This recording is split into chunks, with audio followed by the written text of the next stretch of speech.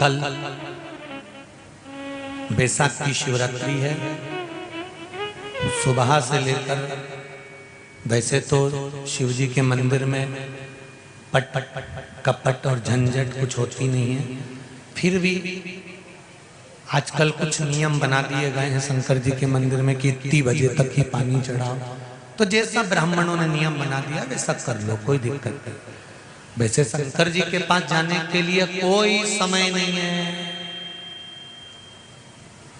माँ बाप के पास जाने का कोई समय होता है क्या? कि बच्चा मैं तो इतनी बजे, माँ कहे कि मैं तो 9 बजे गोदी में लूंगी, इसके बाद लूंगी नहीं। माता और पिता की गोद में बच्चा कभी भी जा सकता है। शंकर जी के मंदिर में आप कभी भी जा सकते हो। शिव के पास अपने दिल की बात कहने के लिए शंकर के मंदिर में कभी भी। अब थोड़े से नियम बन गए हैं। जब से ये शिव महापुराण की कथा से लोग जागे हैं, तब से लोगों ने कह दिया हम तो इतनी बजे तक ही पानी चढ़ा देंगे, कब तक आते रहेंगे, भीड़ बढ़ रही है। सारे ब्राह्मण जन को सबसे ज्यादा खुशी होना चाहिए कि सनातनी जाग रहा है और शंकर मंदिर तक आ रहा है। उसको प्रसन्नता होना चाहिए कि शंकर जी के मंदिर के दरवाजे और देर तक खोल के रखो, आओ और शंकर के दरवाजे आओ। प्रसन्न चित्त होना चाहिए। शिवरात्रि पड़ती है, बैसाख शिवरात्रि।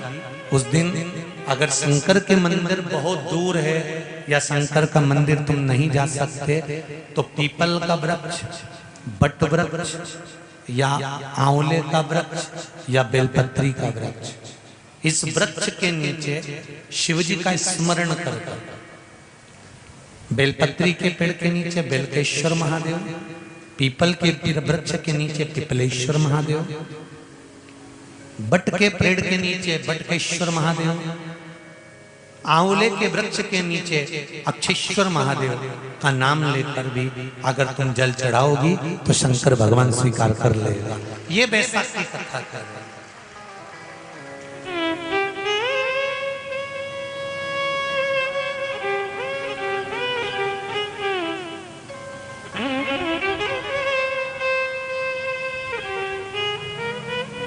मान लो अगर मंदिर नहीं जा पा रहे, कई लोग कहें हमारे शहर, हमारी सिटी में, हमारी कॉलोनी में, हमारी सोसाइटी में मंदिर नहीं है, हम इतनी दूर कैसे जाएंगे, हमारी कॉलोनी से हम कहाँ जाएं, हमारे पाँवों से नहीं बनता, शरीर से नहीं चला जाता, तो क्या करें?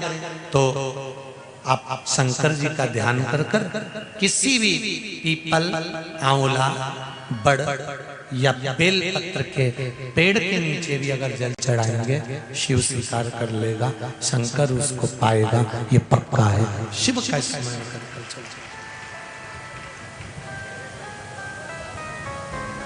पर कल बिना जल के नहीं रहना। और ऐसा मत करना कि तुम जल चढ़ाने के चक्कर में कथई में नहीं आओ कि हम तो लाइन में लगे थे, क्या करें है? कल हम भी जाएंगे जल चढ़ाने सुबह के समय पर। यहाँ शिव जी का पुराना मंदिर है गढ़ कैलाश, तो वहाँ सुबह हम नहीं जाएंगे, पर तुम जगह दे दोगी तो चढ़ा जाएंगे।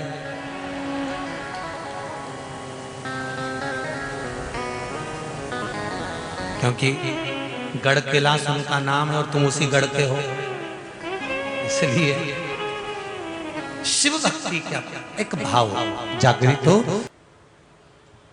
मट्टी का शिवलिंग बना लेने पर, पार्थिव शिवलिंग का निर्माण कर लेने पर व्यक्ति के जीवन के 6 महीने में आने वाली बाधाएं अपने आप कट जाती है। ध्यान देना जरा, लिंग पुराण में लिखा है। लिंग पुराण में, स्कंद पुराण में, शिव महापुराण में वर्णन किया गया है पार्थिव शिवलिंग के निर्माण का। और उसमें एक बात कही गई कि जब संसार का मनुष्य, मृत्यु लोक में रहने वाला मानव, मृत्यु लोक में रहने वाला मनुष्य मिट्टी के शिवलिंग का निर्माण करता है, पार्थिव शिवलिंग का निर्माण करता है, और जिस घर में पार्थिव शिवलिंग का निर्माण होकर उसकी पूजन होती है, घर का सदस्य उस पर अगर एक बूंद जल समर्पित कर देता है तो जितने घर के सदस्य होते हैं उस पार्थिव शिवलिंग के निर्माण को करने वाले होते हैं, पूजन करने वाले होते हैं, उनको 6 महीने तक किसी बड़ी बाधाओं को झेलना नहीं पड़ता, वो दुख अपने आप कट जाता है।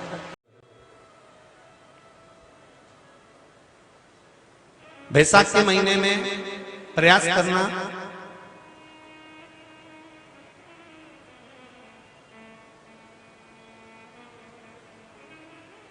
एक कलश के अंदर एक बेलपत्री उसमें डालकर बैसाख के कोई भी दिन महीने के अंदर शंकर भगवान को वो चढ़ा देना। और एक और बात बहुत अच्छी तरह से, अगर मान लो आपके पास में बेल का जो फल होता है ना, बेल का जो फल है वो बेल के फल में से अंदर से गुर्दा निकाल लेते हैं। जो अंदर गुर्दा होता है वो गुर्दा निकाल लेते हैं और निकालने के बाद इसकी केवल जो खोल रह जाती है, जो केवल खोल उसकी रह गई, और उस खोल के अंदर, उस छिलके के अंदर जल भर लीजिए।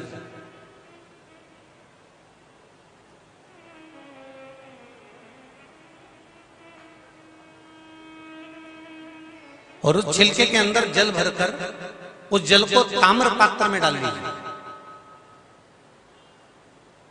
और वो जल ले जाकर घर का जो व्यक्ति रोगीला होता, जिसको रोग खत्म ही नहीं होता, कहीं दमे की बीमारी, कहीं सांस की बीमारी, कहीं कोई शरीर में कुछ ना कुछ दुखता ही रहता है या शरीर में कुछ ना कुछ कष्ट रहता ही रहता है, तो वो जो बेल का जो फल होता है उसका जो गुर्दा निकाल लिया जाता है, उसकी जो खोल होती है, जैसे संत महात्मा साधु नहीं होते तुम्बा रखते हैं उसमें पानी भरते हैं, ऐसा उसमें जो पानी हो वो पानी ताम्र पात्र में लेकर उस जल को शंकर भगवान पर कुछ मात्रा में समर्पित कर दीजिए। थोड़ा सा जल बेलपत्री के वृक्ष के नीचे समर्पित कर दीजिए। जो शिव जी को जल चढ़ाया गया है उसी में से थोड़ा सा जल लेकर आओ और जो रोगीला व्यक्ति है बैसाख के महीने में उस जल को उसको पिला दीजिए। महाराज उसकी बीमारी उसके साथ नहीं रहेगी, वो धीरे धीरे समाप्त होना प्रारंभ कर, उसको सुख का अनुभव होने लगेगा। शंभु शरणे पड़ी मांगू घड़ी रे घड़ी, दुख काटो दया करी दर्शन आपो। जहां पर शिव है वहां नारायण है, जहां नारायण है वहां शिव है। शंकर भगवान पर एक लोटा पानी भी अगर आप समर्पित कर रहे हैं, एक बेलपत्र भी आप समर्पित कर रहे हैं, एक चावल का दाना भी अगर आप समर्पित कर रहे हैं, यहां तक कहूंगा कि अगर फूल पुष्प भी अगर पूरा ना मिले तो उसकी अगर एक पंखड़ी भी आप शिव को समर्पित कर रहे हैं तो उसका फल आपको प्राप्त जरूर होगा, मिलेगा, खाली नहीं रह सकता।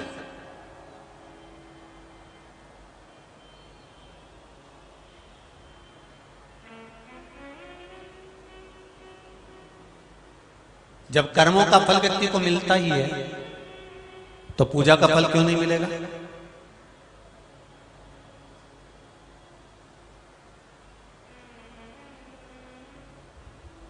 कुबेरेश्वर धाम पर सीहोर में कोई भाई आया था, बड़ा दुखी था।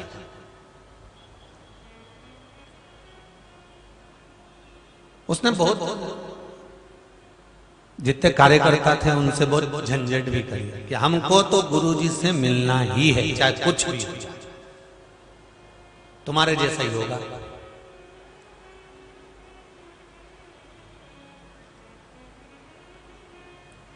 इतने में आकाश आया और आकाश ने आकर कहा, गुरुदेव वो कोई एक भाई आया है और वो बड़ा बड़ा दुखी है और उसको मिलना ही है जरूरी। हमने कहा चलो अपन बाहर, अब एक अकेले व्यक्ति से मिलेंगे उससे अच्छा है सबसे मिलिए।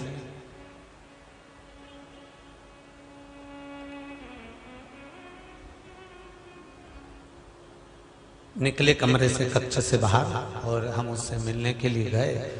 अब वो इतना रोए तो हमने भी कह दिया या तो रो ले या फिर कह ले। भाई दो में से एक तो काम कर, या तो रो ले या फिर कह ले। अब वो कहने लगा मैं तो घर छोड़ के आ गया और अब मेरे को तो जाना ही नहीं और मैं तो बड़ा दुखी हो गया। मैंने कहा शादी हो गई? हाँ। कितने बच्चे हैं? 3, 2 लड़के 1 लड़की। हमने कहा ठीक। कितने भाई हो? 2। बहन 4। सबकी शादी हो गई? सबकी। तो दिक्कत क्या है? ना काम, ना धंधा, ना बिजनेस, ना नौकरी, ना कुछ ना कुछ। बच्चे भी भूखे रहते हैं। मैं क्या करूं आप बताओ? इससे तो मर जाऊं तो अच्छा। तो हमने कहा इतनी सी बात कहना थी तो मैसेज कर देते, मैं मर जाऊं तो अच्छा। हमने फिर कहा भाई हम शिव महापुराण में हमेशा कहते हैं कि मरो मरो सब कोई कहे मर के देखे कोई।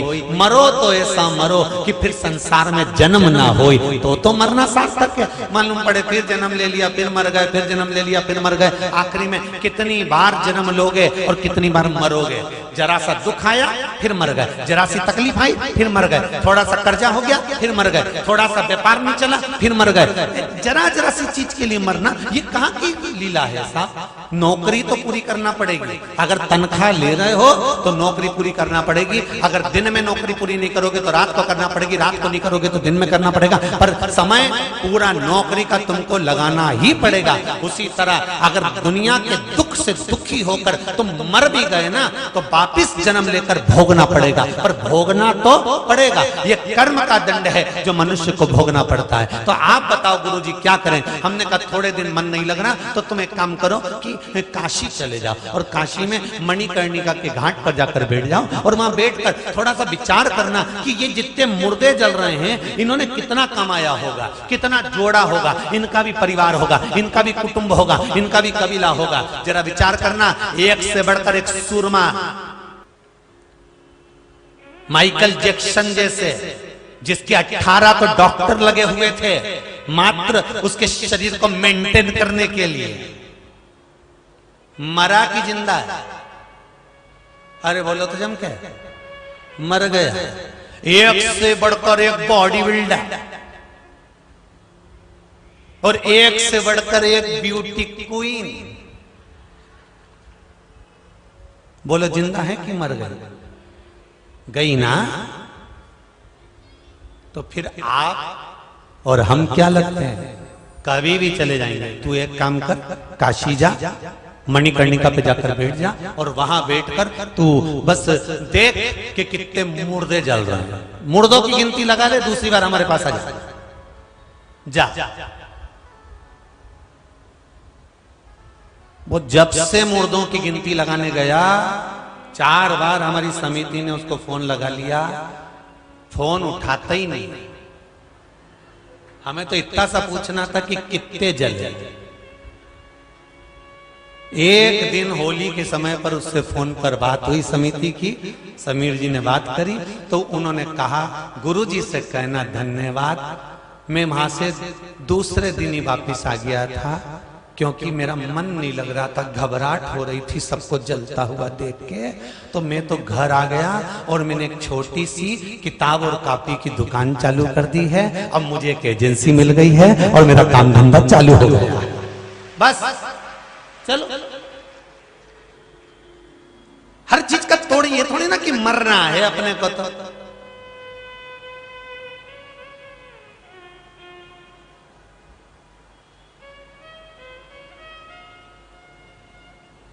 केवल प्राण छोड़ना ही सब चीज का एक लक्ष्य नहीं होता हमारा। अगर भगवान ने प्राण दिए हैं आपको, एक बात अच्छे से समझ के रखना, तुम्हारे घर में कोई भी चीज तुम फालतू की नहीं रखते। आप में से कितने लोग हैं जो रखते हैं? बोलो जम के। तुम्हारी अलमारी में जो भी कपड़े मिलेंगे वो काम के मिलेंगे, तुम्हारे कमरे में, जिस कमरे में तुम सोते हो, उस कमरे में जो भी सामान मिलेगा वो काम का मिलेगा। तुम्हारी तिजोरी में जो भी सामान मिलेगा काम का मिलेगा। तुम्हारे लॉकर में जो भी सामान मिलेगा काम का मिलेगा। हल्का फुल्का सामान तो तुम रखते ही नहीं हो, फालतू की चीज तो तुम रखते ही नहीं हो। जब तुम्हारी अलमारी में तुम कीमती सामान रखते हो, जब तुम्हारी तिजोरी में तुम काम का सामान रखते हो, तो परमात्मा ने अगर तुम्हें पैदा करा है तो काम का जानकर ही पैदा करा होगा, तुम्हें फालतू में पैदा नहीं करा।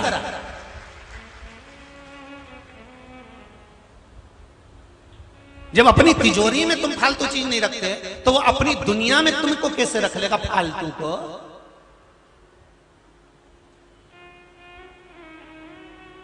माता के गर्भ से जन्म लेने वाला एक एक बच्चा, माता के गर्भ से जन्म लेने वाला एक एक व्यक्ति कोई फालतू नहीं होता, कोई बेकार नहीं होता। मेरा भगवान कहता है मैंने तुझे करोड़ों का बनाकर पैदा करा है, तू अपनी कीमत को जान जा। कुछ ऐसा कर गुजर कि जिंदगी तेरे नाम से चलने लगे लोगों की कि ये कुछ है।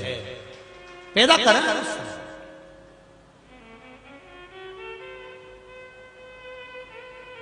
लक्ष्य की निश्चितता आपको करना पड़ेगा। सियोर वाला महाराज तो केवल कथा करता है, कथा में आपको समझा सकता है कि देखो अच्छा कर्म करना, किसी का बुरा मत करना, और जिंदगी में आगे बढ़ने के लिए कर्म प्रधान होता है। कर्म करिए, उसका फल आपको जरूर मिलेगा। एक सेठ जी बहुत दान करते थे, बहुत पुण्य करते थे, बहुत सत्कर्म करते थे, बहुत भजन करते थे, कथा सत्संग में जाते थे, बड़ी से बड़ी कथा कराते थे, बड़े से बड़ा यज्ञ कराते थे, अनुष्ठान करवाते थे। सेठ जी के घर में एक बेटा हुआ, और बेटा भी ऐसा हुआ कि दोनों पांव से विकलांग।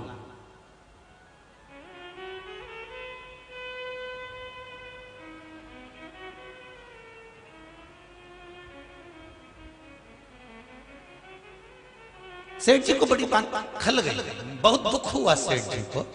आप में भी कई लोग ऐसे बैठे होंगे जो रोज मंदिर जाते होंगे, आप में से भी कुछ लोग ऐसे बैठे होंगे जो रोज अगरबत्ती लगाते होंगे, आप में से भी कुछ लोग ऐसे होंगे जो रोज आस्था चैनल पर कथा सुनते होंगे, फेसबुक यूट्यूब पर कथा सुनते होंगे, हरिद्वार की भूमि पर 1000 रुपए का टिकट खर्च कर कथा सुनने आए होंगे।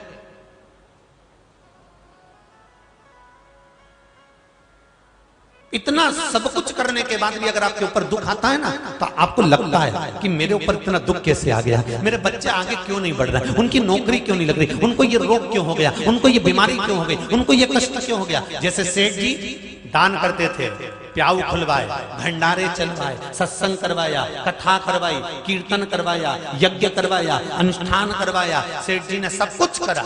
इसके बाद भी सेठ जी के घर में जो बेटा हुआ वो अपंग हुआ, दोनों पांवों से चल नहीं पाता था, रगड़ कर चलता था। सेठ जी को बड़ी बड़ी खल गई ये बात। सेठ जी एक संत के पास में गए और संत के पास जाकर सेठ जी ने निवेदन करा। संत के पास जाकर सेठ जी ने बोला,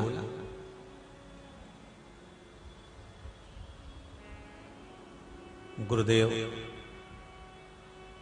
ये वाला चल नहीं है तीनों। गुरुदेव एक निवेदन है आपसे, मैं करूं? गुरुजी बोले हाँ। गुरुदेव एक निवेदन बस केवल इतना सा है कि गुरुदेव मैं जब इतना दान करता हूं, इतना पुण्य करता हूं, इतना सत्कर्म करता हूं, मैं इतना भजन करता हूं, इतना कीर्तन करता हूं, इतना मंत्र जाप करता हूं, इतना इतना सत्संग यज्ञ अनुष्ठान सब करता हूं, तो गुरुदेव मुझे ये बताओ कि मैंने कौन सा पाप करा था ऐसा जो मेरे घर में ऐसा बेटा जन्म लिया।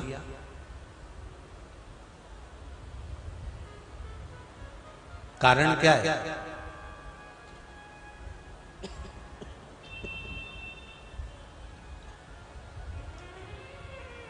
वो कारण मैं पूछना चाहता हूं कि वो कारण है क्या?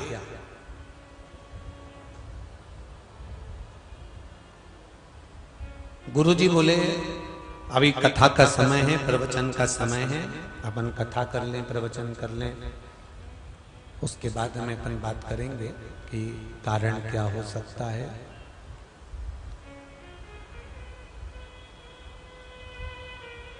उसके बाद अपन सोचेंगे कि क्या कारण हो सकता है।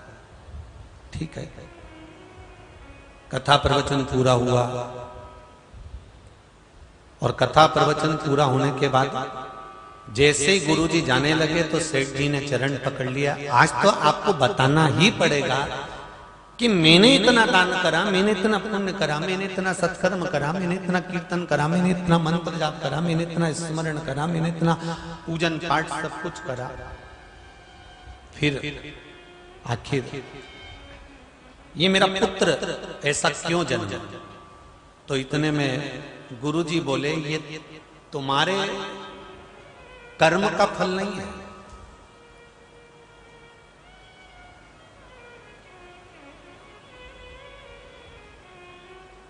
तुम्हें तो लक्ष्मी भी पूर्ण मिली है, संपदा भी पूर्ण मिली है, दौलत भी पूर्ण मिली है, सत्ता भी पूर्ण मिली है, वैभव भी पूर्ण मिला है, यश भी पूर्ण मिला है, सब कुछ आपको पूर्ण मिला है।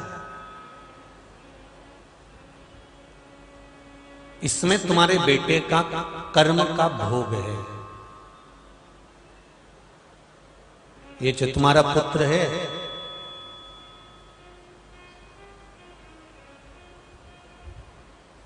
ये पूर्व समय में किसान का बेटा था।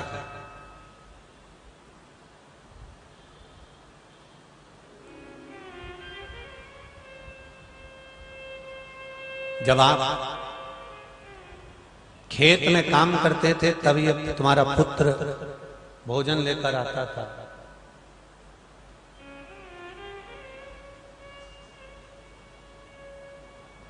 कपड़े में बंधी हुई रोटी को लाकर आपको देता था।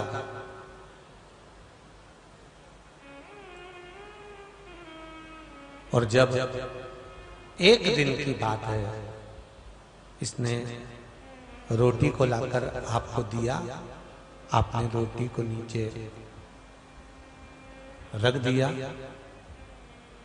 और रखने के बाद में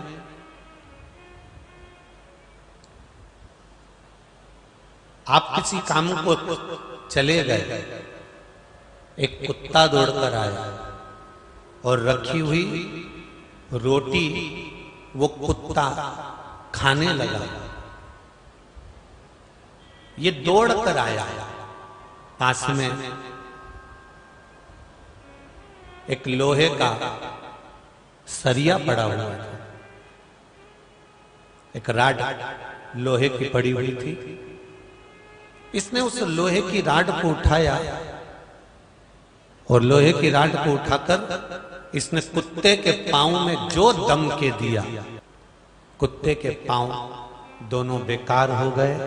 वो पूरी जिंदगी भर उन पांवों से, पूरी जिंदगी भर उन पांवों से फिर वो चल नहीं पाया।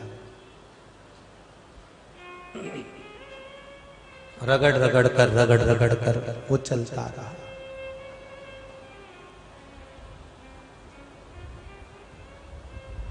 अंत में उसने प्राणों को त्याग दिया, मर गया।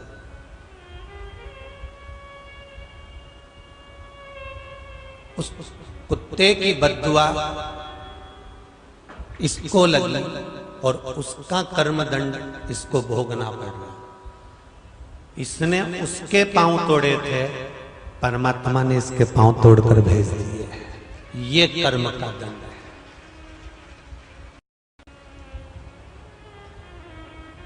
अब एक प्रश्न और खड़ा हो गया, एक प्रश्न और खड़ा हो गया कि कर्म का दंड अगर इसको भोगना था तो केवल इसी को भोगना था, फिर माता पिता ने ऐसा क्या करा था?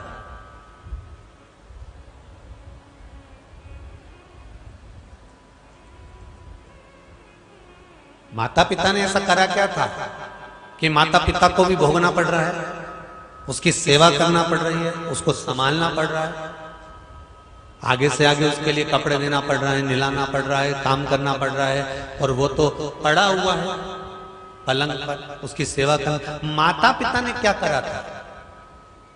तो गुरु जी ने कहा माता पिता की एक गलती थी, बेटे ने जब कुत्ते के पांव में राड को सरिये से मारा था, एक बार माता पिता को समझाना था कि बेटा तुमने ये गलती करी है और तुम्हें इसका प्रायश्चित करना चाहिए। पर ना तो मां ने कुछ कहा, ना पिता ने कुछ कहा। मां भी कुछ नहीं कह रही है, पिता भी कुछ नहीं कह रहा।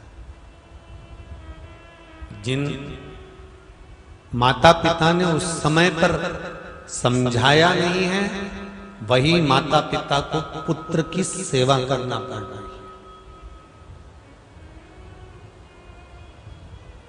छोटा सा बच्चा चींटे को पकड़ता है ना, तो मां बड़ी खुश होती है।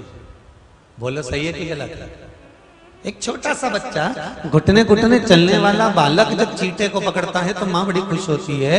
एक छोटा सा बच्चा कोई चींटी को मारता है तो मां बड़ी खुश होती है। उस मां को, उस पिता को ये चाहिए कि अपने बच्चे को समझाए कि तुम ये गलत कर रहे हो।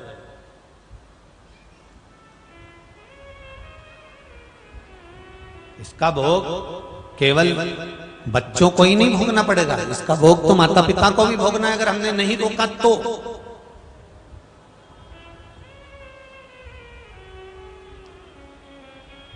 मत बुरे कर्म कर बंदे वरना पछताएगा, भगवान की आंखों से तू बच नहीं पाएगा, तू बच नहीं पाएगा।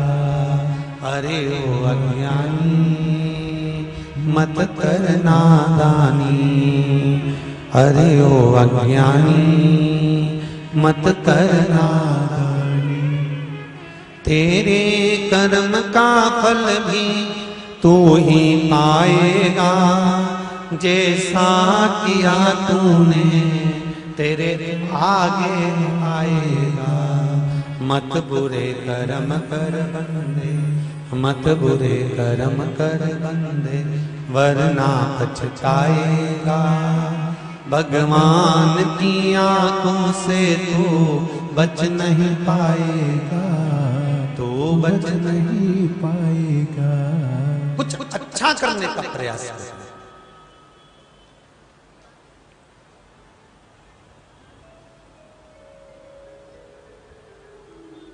महाराज, हमारे कर्मों के अनुसार हमें फल प्राप्त होता है।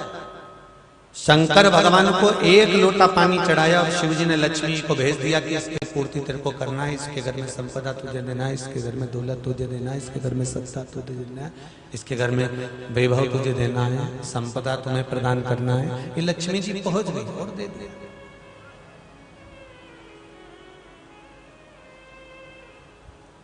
एक बार मां सती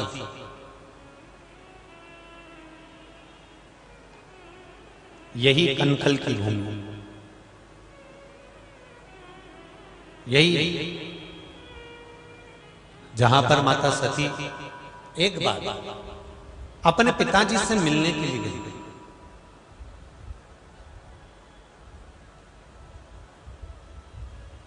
और माता सती जब पिताजी से मिलने के लिए गई, जब पिताजी से मिली और मिलने के लिए जब गई, पिताजी किसी कार्य में व्यस्त थे।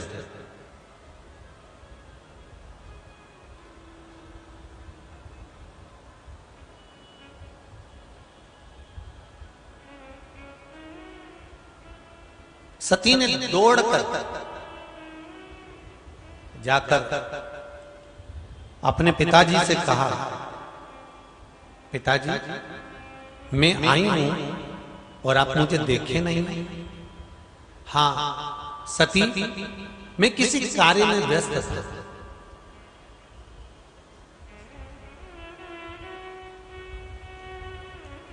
इसलिए देख नहीं पाया।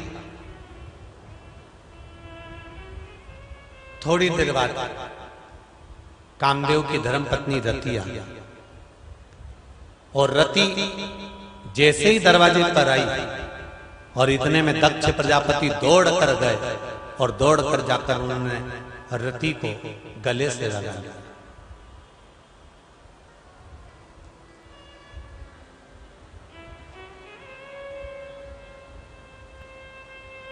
दौड़ कर गए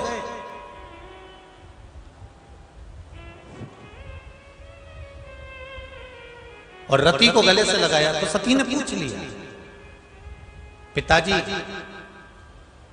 ये जो द्वेष भाव है आपका, एक बेटी के प्रति समर्पण है और दूसरी बेटी के प्रति समर्पण नहीं है, ये जो द्वेष भाव है आपका, ये एक ना एक दिन आपकी अभिमतता को दर्शाएगा और आपके अभिमान को दर्शाकर एक ना एक दिन आपको समाप्त कर देगा। इतने में तो दक्ष प्रजापति को क्रोध आ गया और दक्ष प्रजापति ने कहा, सती तुम मुझे जानती नहीं हो, तुम मुझे पहचानती नहीं हो। 84 बेटियों का कन्यादान करा है इस दक्ष प्रजापति ने, और इसके जो दामाद हैं, इस दक्ष प्रजापति के जो बेटियां ब्याही गई है, इसके जो दामाद है, जमाई है, वो सब प्रबल है। केवल मेरा एक दामाद शमशान में रहता है, उसका मुझे दुख है, बाकी के सब प्रबल है, सब प्रबल।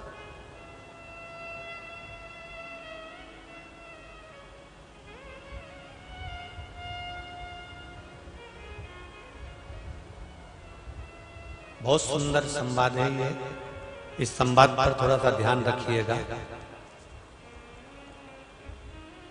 इस संवाद पर थोड़ा ध्यान दीजिएगा। कभी भी अपने जीवन काल में, अपने जीवन की व्यस्तता में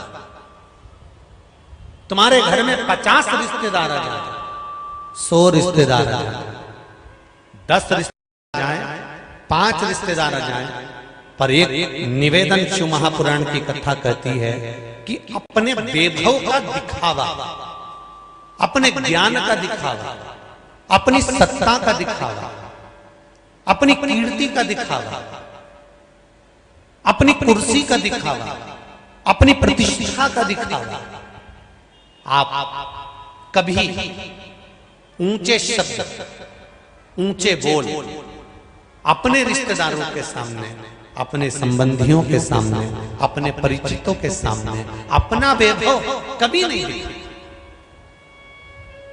हाँ, आप सेवा इतनी करना, उनकी सेवा इतनी करना कि आपको अपना वैभव का गुणगान खुद ना करना पड़े। जब वो जाएं तो आपकी सेवा का गुणगान खुद करे, तो आनंद की अनुभूति, तो सुख की अनुभूति है।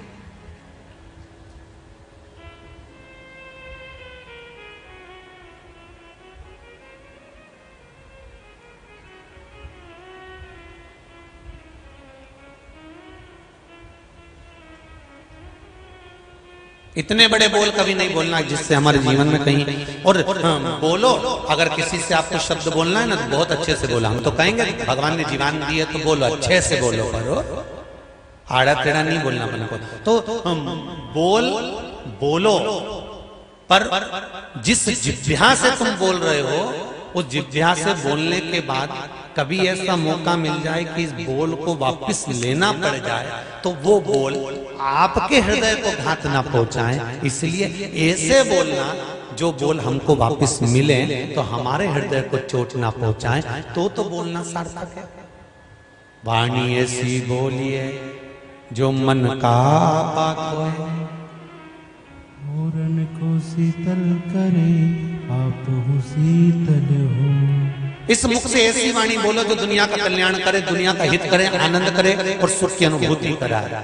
बोलो, जब मौका मिल जाए, कहीं एकांत में, कहीं मंदिर में दर्शन करने जा रहे हो, भीड़ बहुत तेज लग रही हो, लोग धक्के मार रहे हो, एक दूसरे को परेशान कर रहे हो, उस समय तुम मंत्र बोलना चालू कर दो। श्री शिवाय नमस्तुभ्यं, श्री शिवाय नमस्तुभ्यं, श्री शिवाय नमस्तुभ्यं, श्री शिवाय नमस्तुभ्यं।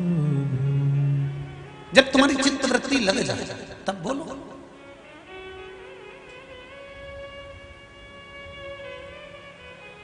दक्ष प्रजापति का एक संबोधन दक्ष को भारी पड़ गया।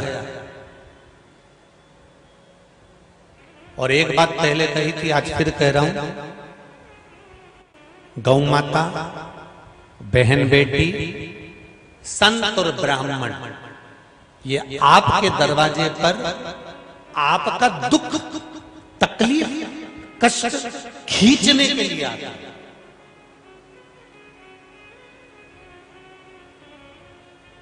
आज हमारे दिनेश जी के घर से श्रीमती दिव्या जी मर्दा कह रही थी, कहे गुरुजी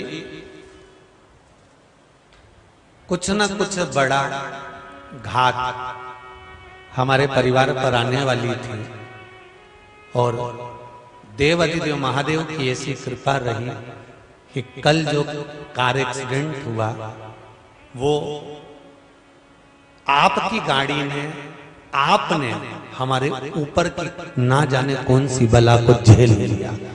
हमको ऐसा लगा। देखिए मन में कम से कम ये भाव तो प्रकट हुआ। इसी को शिव के प्रति विश्वास, प्रेम और श्रद्धा कहते हैं। इसी को समर्पण कहते हैं। गला बहुत पकड़ रहा है बाबू, जरा देखिए। इसी को समर्पण कहते हैं।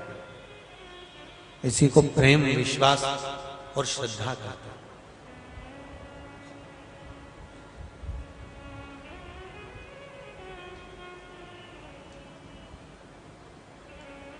अब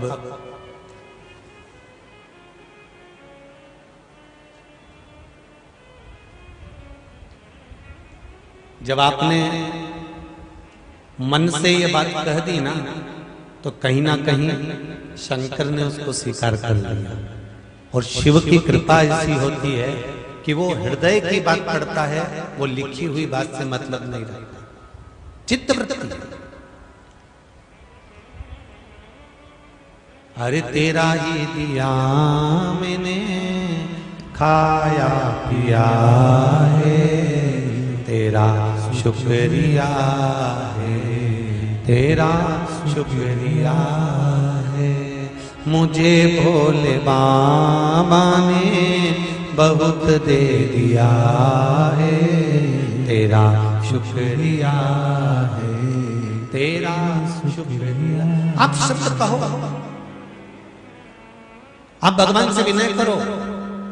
दक्ष प्रजापति ने एक शब्द भारी कह दिया था, तो माता सती ने कह दिया तुम्हारा ये शब्द तुमको नष्ट कर देगा।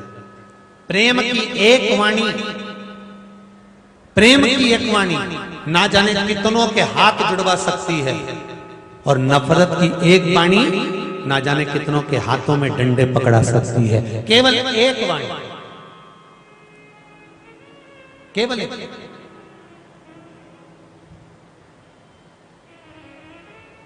और हुआ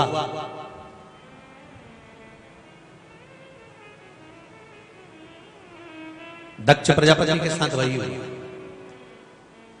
कि माता सती ने दरवाजे पर खड़े हुए भगवान शंकर का एक पुतला,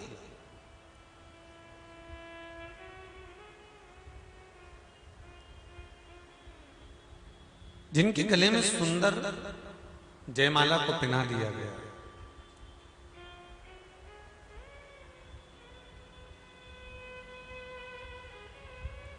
और जैसे ही माला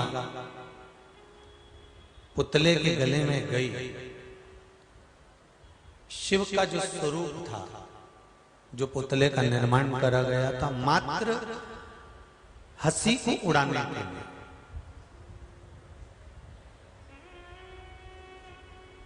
केवल हंसी उड़ाने के लिए,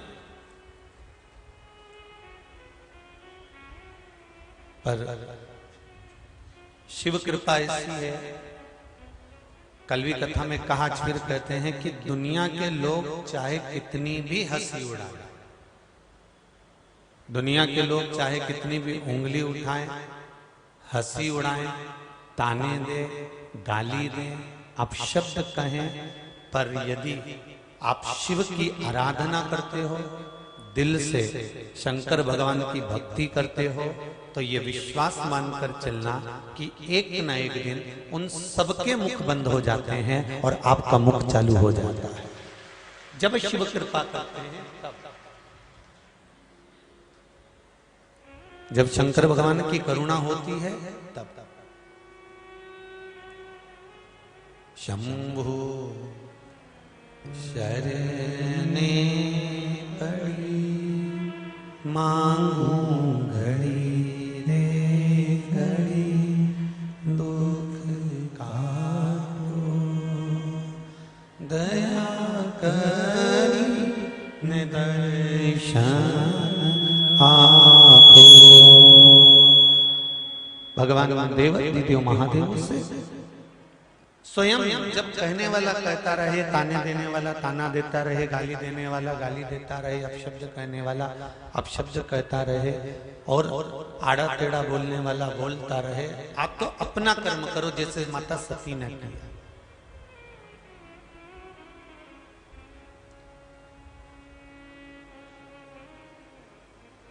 भगवान विष्णु ने मात्र इशारा करा था माता सती को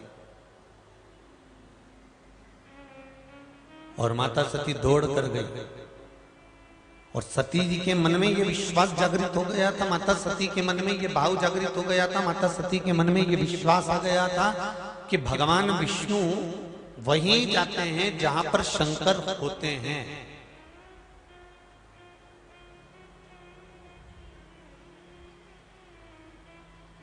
ऐसा कोई एक मंदिर बता दो जहां पर भगवान विष्णु अकेले हों और उनके आसपास में कहीं शंकर जी का मंदिर ना हो। कोई ऐसा एक मंदिर जहां आपके ध्यान में हो। नाथद्वारा में अगर श्री जी बाबा का दर्शन करने जाते हैं तो वहां पर एक लिंग जी विराजमान है। कौन कौन गया जरा हाथ उठाओ। नाथद्वारा गए हो? नाथद्वारा तो नाथद्वारा के पास में एक लिंग जी विराजमान है। अगर आप तिरुपति जाएंगे तो वहां पर कपिलेश्वर महादेव विराजमान। बद्रीनाथ जाएंगे तो वहां पर केदारनाथ जी विराजमान।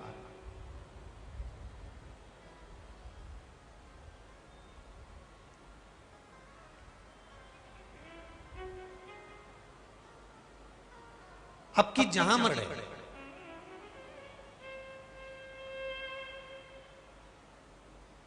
वृंदावन दर्शन करने के लिए जाओगे तो वहां पर भूतेश्वर, गोपेश्वर, चकलेश्वर, मेरे देवाधिदेव महादेव विराजमान।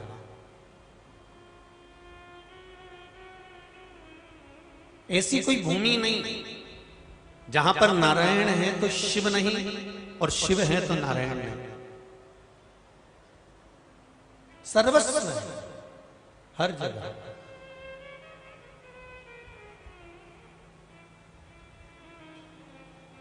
महाराज बखान क्या करूं मैं राखों के ढेर का, चपटी भभूत में खजाना कुबेर का। सर्वस्व वही विराजा। क्यों? क्योंकि शिव महापुराण की कथा कहती है शंकर के बिना नारायण नहीं रहते और नारायण के बिना शंकर नहीं रहते। दोनों एक दूसरे के बिना नहीं रहते। एक बात आप लोगों को कहना चाहेंगे, स्वीकार करो तो अच्छी बात है, ना करो तो आपकी मर्जी।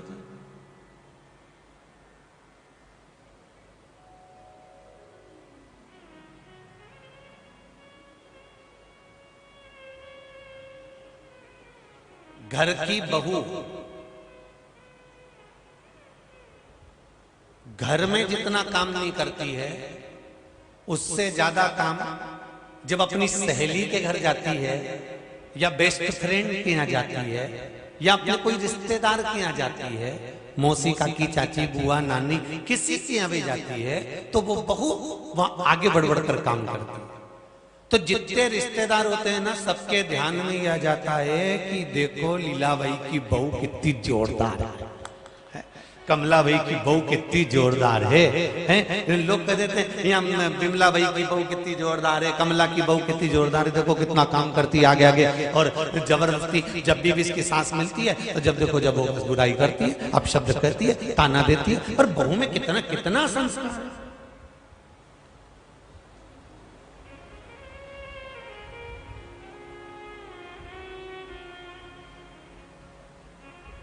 अब सास को ये मालूम है कि घर में रहती है ना, तब बिल्कुल नहीं करती है। वो तो तुम्हारे यहाँ आती है ना, तो तुम्हारा अच्छा प्रेम है, स्नेह है, और सब लोग उसको जानते हैं, इसलिए वो कर लेती है। अब उसको क्या मालूम, उनको तो ये मालूम कि हमारे सामने तो कर रही है ना। उसी तरह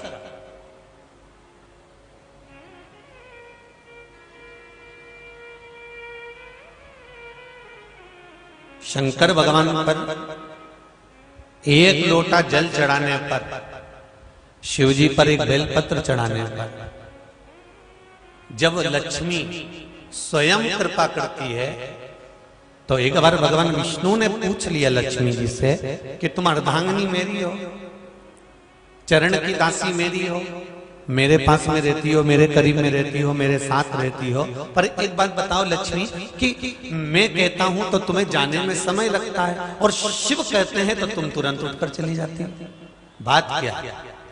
तो लक्ष्मी जी ने कहा, आपको शायद मालूम नहीं है क्या प्रभु, आपका और मेरा विवाह कराने वाले देव अधिदेव महादेव ही हैं, जिन्होंने आपको मुझे दिया है और मुझे आपको दिया। तो जिसने बीच में जो पड़ा हुआ है, बीच में जिसने विवाह करवाया और अच्छा परिवार मिल गया, अच्छा कुटुंब मिल गया, अच्छा कबीला मिल गया, सारा सुख मिल गया, तो सबसे पहले तो मुझे उसका कहना मानना ही पड़ेगा ना कि भगवान शिव कहें कि जाओ लक्ष्मी तुम यहाँ चली जाओ और यहाँ पर जाकर बरकत दे दो, उनको भंडार भर दो, उनके ऊपर कृपा कर दो, तो मुझे करना तो पड़ेगा ना। शिव महापुराण की कथा कर रही है, भगवान देवाधिदेव महादेव की आराधना स्वयं माता सती के लिए गए और कथा सुनने के लिए जब कुंभज बाबा के आश्रम पर पहुंचे, और कुंभज ऋषि के आश्रम पर जब कथा सुनने के लिए जाते हैं, उस समय पर कुंभज बाबा ने उठकर सती और शिव को प्रणाम किया, नमन।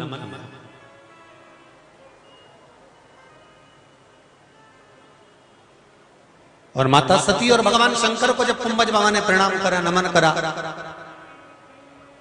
प्रणाम किया, तब शिवजी के भीतर तो कोई अभिमान नहीं रहा, पर सती माता के भीतर अभिमान झलक गया, और माता सती के मन में आया कि जब यह कथा वाचने वाला हमको प्रणाम कर रहा है तो कथा क्या सुनाए।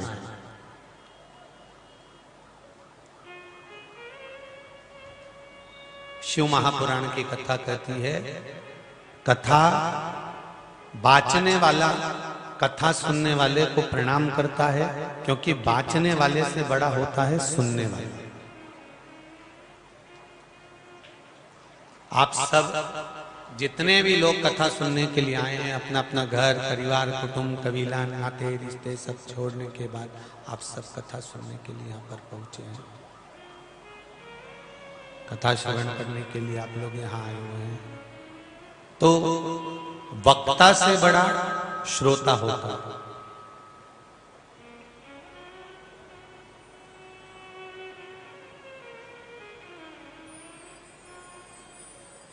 प्रणाम करा, सती मैया का मन कथा में नहीं लगा। शिव महापुराण की कथा कहती है, जिसके भीतर अभिमान भरा होता है उसका मन कभी कथा में नहीं लगा होता, कभी भी। जो अभिमान से परे है उसका चित्त लग जाएगा।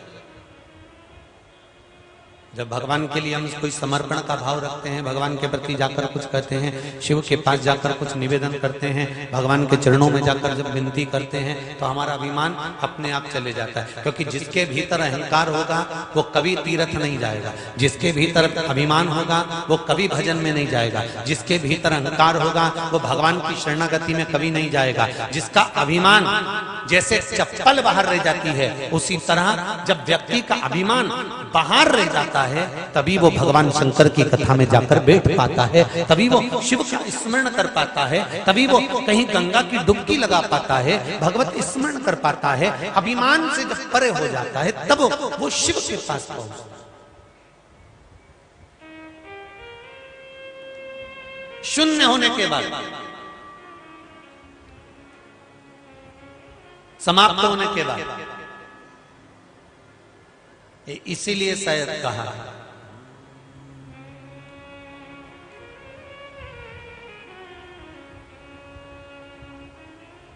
तूने ऐसा डमरू बजाया,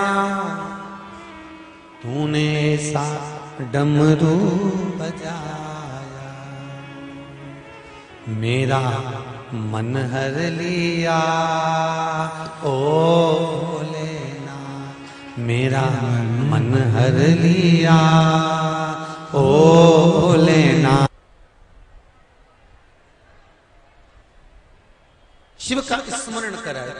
दक्ष प्रजापति का थोड़ा सा अहंकार, थोड़ा सा अभिमान, थोड़ा सा अहम मां सती में आ गया है।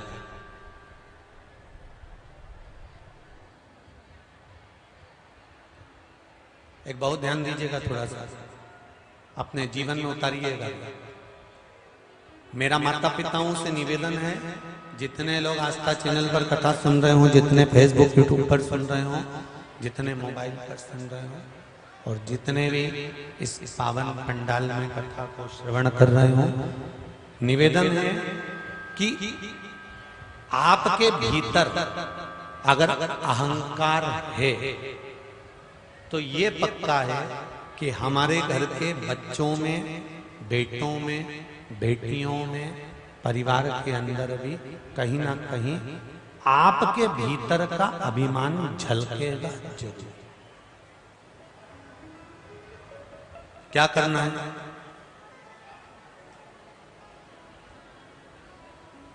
करना क्या है?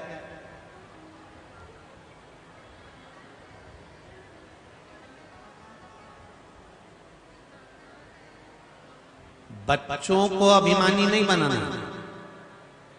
अगर बच्चों को अभिमानी नहीं बनाना है तो शिव महापुराण की कथा कहती है कि अपने भीतर का अभिमान थोड़ा सा निकालकर बाहर फटक दो। देखिए जरा कथा। दक्ष प्रजापति को बकरे का मुख लगा था।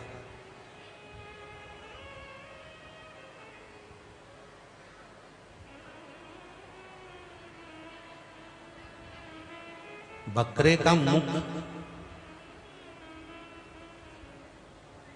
अगर दक्ष प्रजापति को लगा है तो दक्ष प्रजापति हैं कौन? शंकर भगवान के ससुर।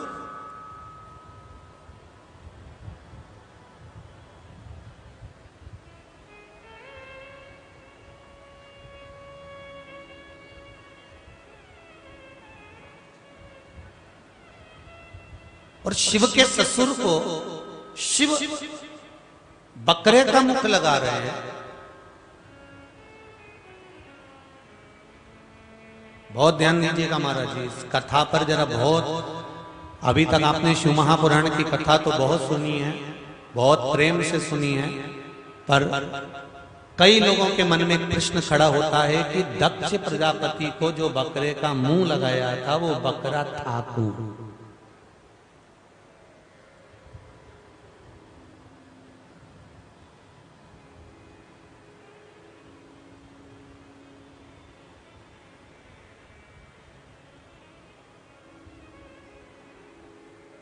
जैसे आपको पहले कथा कही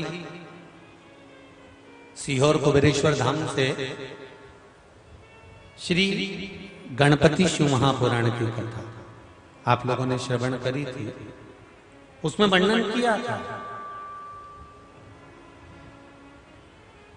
कि भगवान शंकर ने अपने पुत्र का जो सिर काट दिया था तो उस पर जो हाथी का मुख लगा था वो मुख किसका था? दुनिया के लोगों ने उसको बहुत प्रेम से गाया कि जो माँ अपने बच्चे से पीट कर कर सो रही हो, उस बच्चे का सिर काट कर लिया। और भगवान शंकर के गण गए और उस बच्चे का सिर काट कर लिया। पर वो बच्चा था कौन?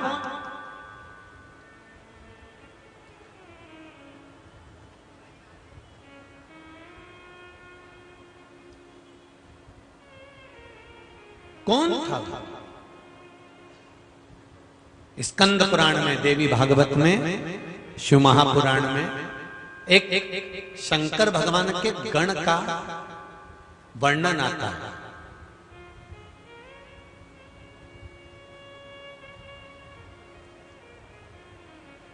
जिसकी माता का मुख हाथी का था और जिसका पुत्र भी हाथी का मुख वाला था। ये कथा आपको पहले सुना चुके हैं, इसको तो हम छू कर चल रहे हैं क्योंकि अपने को बकरे के मुख पर पहुंचना है, हाथी के मुख से। आप जब कभी फ्री रहे हैं तो वो सीओर वाली जो ऑनलाइन कथा है उसमें से निकालना, गणपति शिव महापुराण कथा, उसको सुनना तो उसमें आपको मिल जाएगा।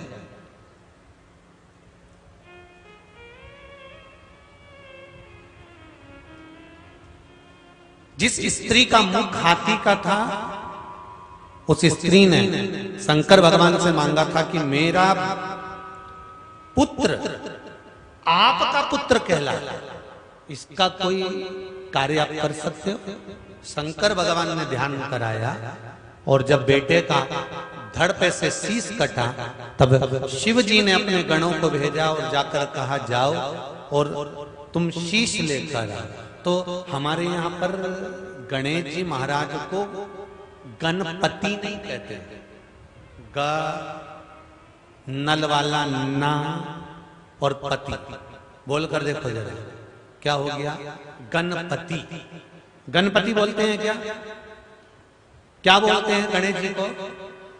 हैं गणपति। गण मतलब शंकर भगवान के गण का शीश कट कर इस पुतले के ऊपर विनायक के धड़ पर लगा था, इसलिए इसका नाम हुआ गणपति। गणपति नहीं।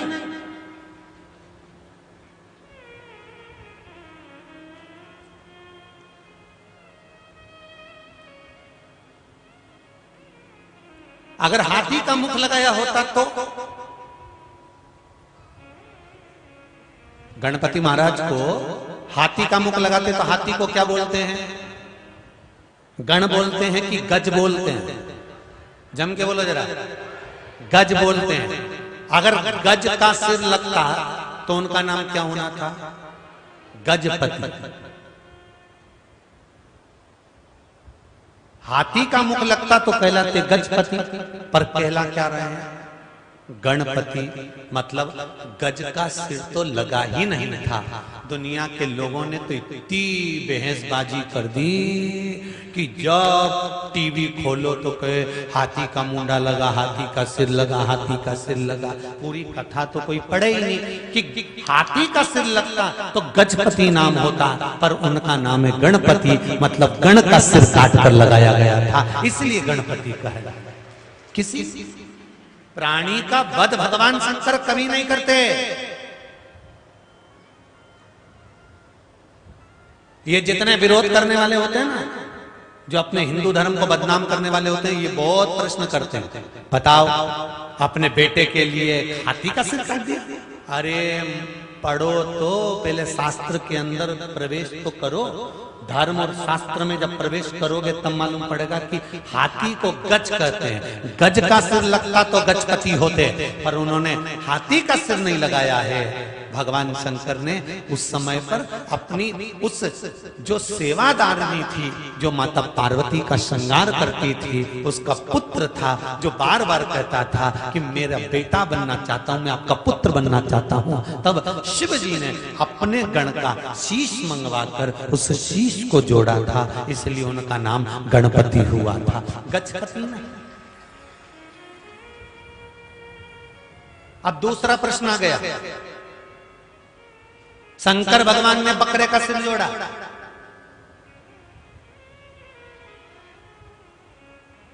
क्या शिव जी ने फिर हिंसा कर दी? सावधानी से सुनिएगा। बकरा क्या है? साधोजात प्राणी।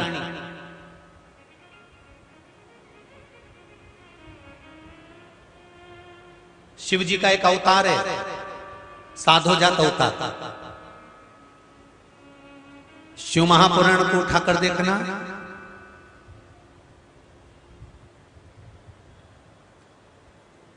पंचमुखी शिव महापुराण की कथा पहले बाची है, शायद ध्यान में आनी रही कहीं। पंचमुखी, 5 मुख की शिव महापुराण की कथा बाची है, उसको उठाकर देखना। भगवान शंकर का सबसे पहला अवतार था साधोजात अवतार, शिव जी का पहला अवतार साधोजात। और बकरे को क्या कहा जाता है? साधोजात प्राणी। 19वां कल्प, जिस कल्प का नाम था श्वेत लोहित कल्प, 19वां कल्प। और 19वें कल्प में शंकर भगवान का साधोजात अवतार हुआ था। भगवान शंकर ने बड़ा सुंदर रूप धारण करा था, साधोजात अवतार लेकर भगवान शिव आए थे। और जैसे ही भगवान शंकर सामने प्रकट हुए तो ब्रह्मदेव ने भगवान शंकर को देखा, और देखने के बाद ब्रह्मा जी ने शिव जी की स्तुति करी। स्तुति कितनी देर की करी?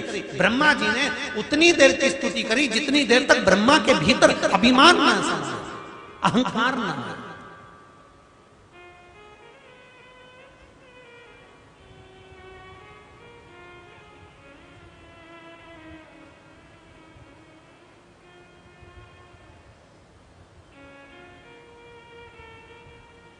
व्यक्ति कब तक स्तुति करता किसी से? जब तक उसका काम नहीं हो जाता।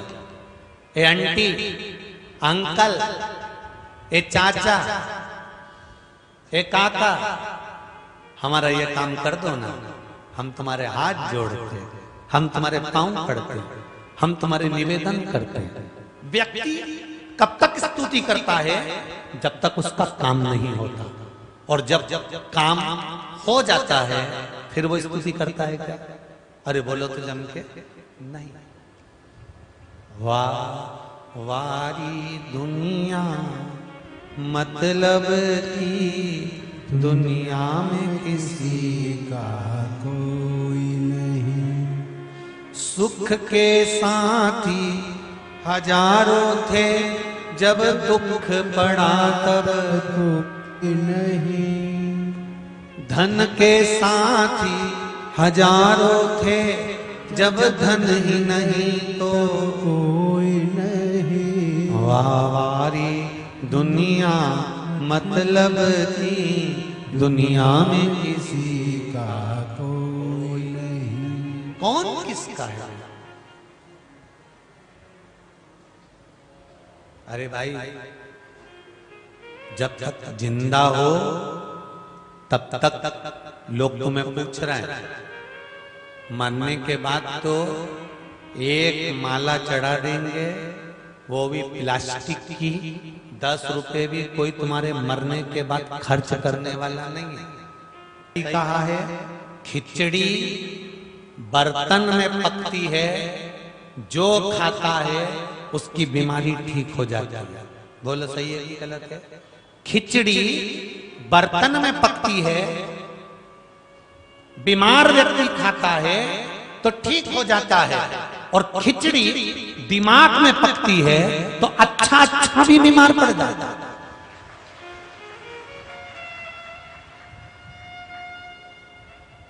खिचड़ी को पकाने के लिए बर्तन की जरूरत होती है, दिमाग की नहीं।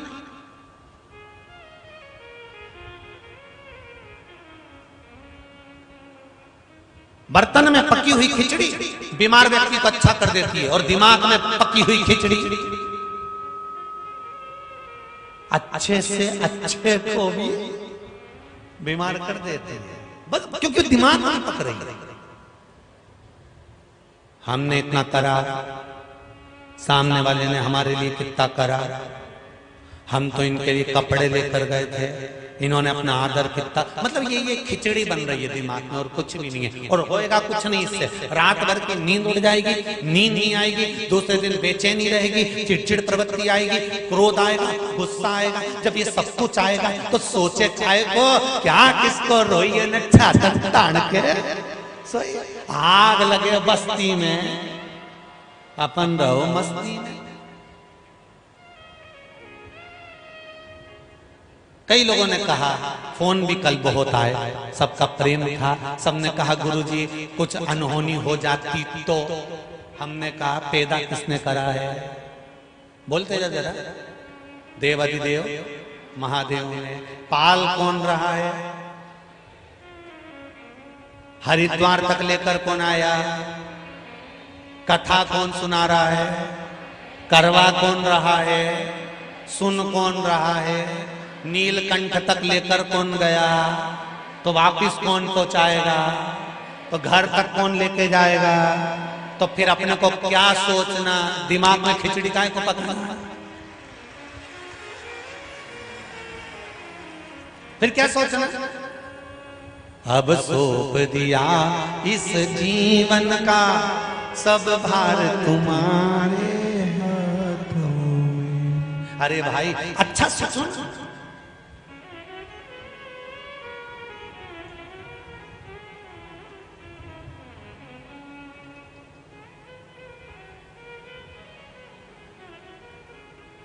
मैंने तेरे ही भरोसे, ओ बाबा तेरे ही भरोसे, हवा विच उड़ती जावांगी, बाबा डोर हथों छठी में कटी जावांगी।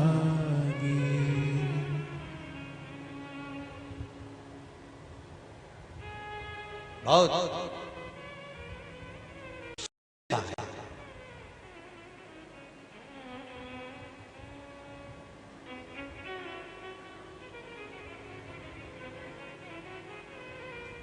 शंकर की करुणा, उसके सिवा कुछ नहीं हो सकता।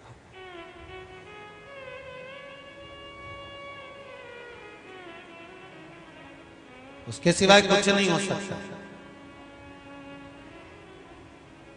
शिव कृपा, शंकर की करुणा, शिव का अवतार है साधो जात अवतार।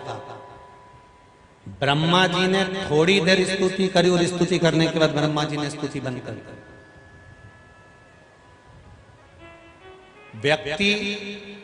व्यक्ति का गुणगान जब तक गाता है जब तक उसको उस जगह से कुछ मिलता रहता है।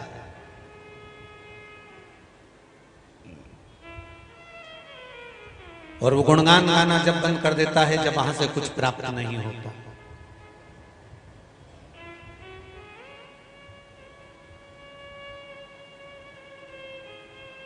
कई लोग कहते हैं गुरुजी इतने सारे लोग कथा सुनने आते हैं, इतने सारे लोग कथा सुनने आते हैं, चिलचिलाती धूप में गर्मी में चले आ रहे बेग टांग टांग के चले आ रहे। गुरुदेव इनको किसी ने कुछ दिया, आपने कुछ दिया है? ना तो सीवर वाला महाराज आपको कुछ देता है और ना आपसे कुछ लेने की आस रखता है। इतना जरूर है इस व्यास पीठ से शिव महापुराण के जो शब्द आप अपनी जिंदगी में उतारते हो और उसको उतारकर शंकर के मंदिर में जाकर निवेदन करते हो तो शिव आपका भंडार भर देता है। इतना विश्वास जरूर।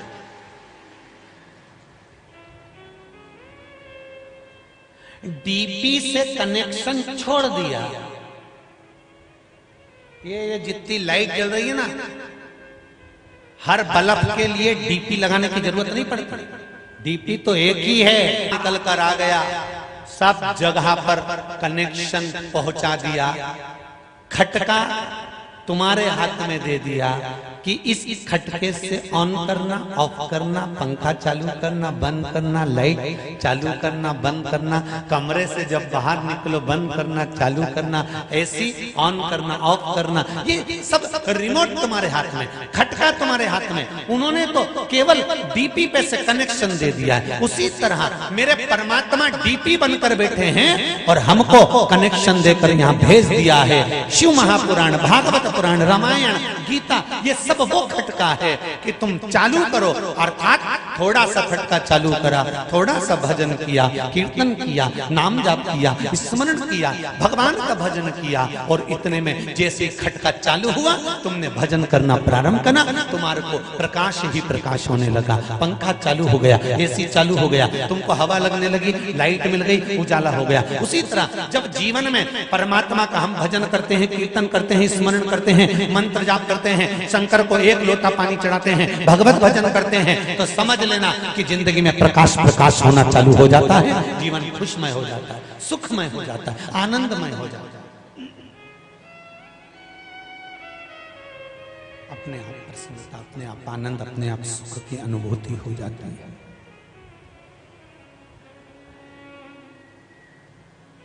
साधोजात अवतार भगवान शंकर कर, ब्रह्मा जी ने स्तुति करी। थोड़ी देर बाद ब्रह्मा जी स्तुति कर रहे थे और ब्रह्मा जी ने स्तुति करने के बाद भगवान शंकर से कहा, साधोजात अवतार भगवान शिव और शंकर जी से कहा, मुझे तात्विक ज्ञान प्रदान करिए।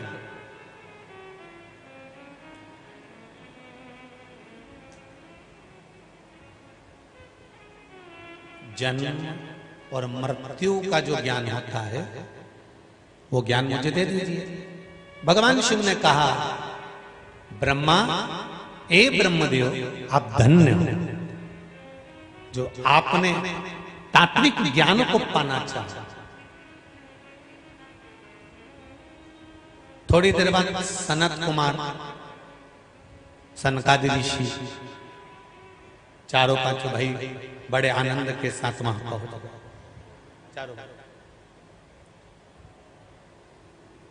जब सनत कुमार वहां पहुंचे, अब ब्रह्मा जी के मन में यह आया कि बताओ, मैं तात्विक ज्ञान प्राप्त कर रहा हूं और यहाँ पर सनकादि ऋषि आ गए हैं, इतने विद्वान विद्वान ऋषिवर यहाँ पर आए हुए हैं, इनके सामने अगर बैठकर मैं तत्व ज्ञान की चर्चा करूंगा तो उसमें मेरी सत्ता थोड़ी सी दब जाएगी। तो इतने में ब्रह्मा जी ने फिर तत्व ज्ञान तो लेना चाहा, पर ब्रह्मा जी के भीतर थोड़ा सा अहंकार, अभिमान, ज्ञान का प्रकट हो गया। देखिए वो बकरा प्रकट होने वाला है जिसका सिर कटेगा और दक्ष को लगेगा।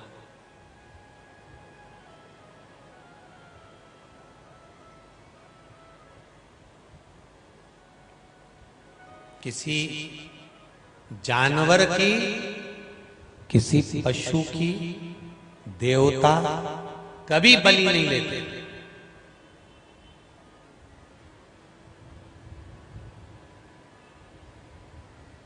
हिंदू धर्म का देवी देवता कभी किसी की बलि लेना नहीं चाहता। सनातन धर्म के अंतर्गत कहीं बलि का प्रमाण नहीं है।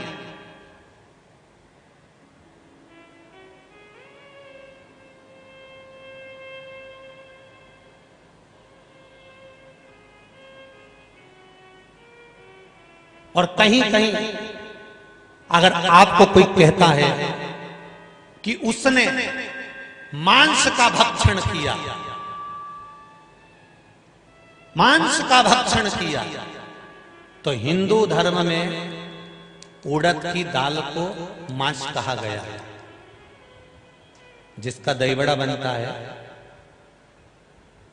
जिसका कचौड़ी बनती है, दही बड़ा बनता है, जो उड़द की दाल होती है, इसको मांस की दाल कहते हैं। जब 16 श्राद्ध आते हैं, श्राद्ध पक्ष आता है, तो उस श्राद्ध पक्ष में 3 तरह का भोजन बनाना जरूरी होता है। पहला, तुरई गिलकी की सब्जी या भजिया, गिल की तुरई जो होती है ना, लंबी वाली तुरई होती है, गिल की होती है, उसकी सब्जी या उसका भजी। दूसरा खीर, दूध की कोई भी सामग्री बनाना जरूरी है। तीसरा माश की दाल का भोजन, उड़द की दाल का, या तो बड़ा बनाओ, दही बड़ा बनाओ, पकोड़ा बनाओ, बड़ा बना दो, चाहे तुम उसका कुछ भी सामान बनाओ, तुम्हारी मर्जी, पर उस माछ की दाल का, उड़द की दाल का भोजन होना जरूरी। क्यों? पितृपक्ष में, श्राद्ध में इन 3 तरह का भोजन क्यों बनाया जाता है? क्योंकि हमारे यहाँ श्राद्ध पक्ष में जो जीव गए हुए होते हैं, कोई अधोगति में मरा हुआ होता है, कोई गर्भ में मरा हुआ होता है, कोई पूर्ण उम्र लेकर मरा हुआ होता है, तो पितर, आहूत और वासु, ये 3 होते हैं। पितृ किसको कहा गया? जो पूर्ण उम्र लेकर गया और मन में अभिलाषा ले गए, वो पितर बन गए। आहूत किसको कहते हैं? गर्भ में बच्चा है, 4 महीने के बाद वो बच्चा कुंवारी अवस्था में गर्भ के अंदर या गर्भ से बाहर निकलकर 9 महीने में, 10 महीने में, 15 साल में, 12 साल में, 20 साल में, 23 साल में बिना शादी के कुंवारी अवस्था में मर गया, तो वो आहूत कहलाता। वासु किसको कहते हैं?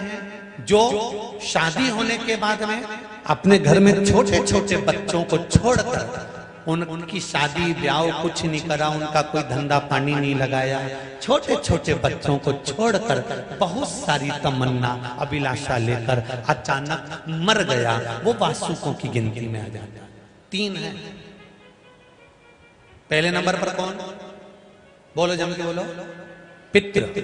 दूसरे नंबर पर आहूत और तीसरे नंबर पर वासु।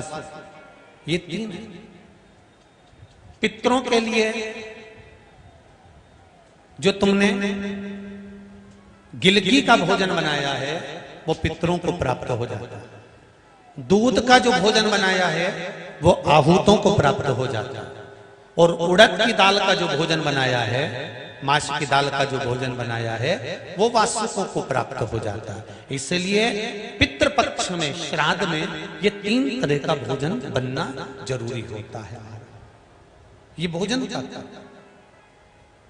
पर कोई अगर आपसे कहे कि वहां तो देवता को बलि चढ़ती है, ना मां देवी को बलि चढ़ती है, ना मां देवता को बलि चढ़ती है, ये बलि का प्रमाण हमारे यहाँ शास्त्रों में कहीं नहीं लिखा कि वहां बलि चढ़ती है। ये तो तुम्हारे मन की बनाई हुई बहुत सारे होता है। ऐसे बहुत सारे लोग होते हैं, जैसे किसी का पति मदिरा पिए, शराब पिए, दारू पिए, और किसी के शरीर में देवी देवता आते हैं और वो माँ चली जाती है और जाकर धोख लगा के कहती है, माता जी मेरे पति खूब पीता है, कुछ कृपा कर दो। माता जी ने कल आए तो तेरे पति को लेके आना, और वो उसके पति को ले आई।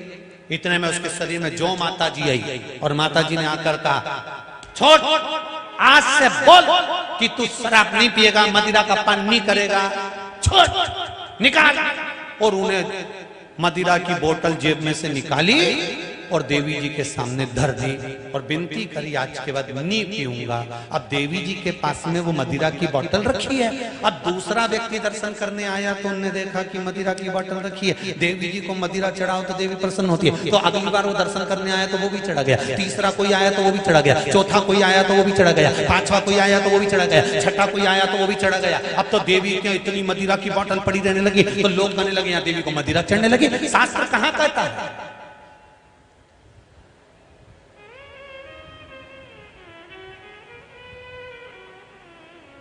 कितना विपरीत विपरीत काम हम करते हैं। उसके बाद कहते हैं हमारे को तो देवता बहुत फल देगा, देवता बहुत कृपा करेगा। अरे यहाँ तक हिंदू धर्म में शास्त्रों में वर्णन लिखा हुआ है कि किसी मंदिर में अगर भगवान के दर्शन करने जाते हो तो मंदिर के पीछे कभी प्रणाम मत करो, कभी भी।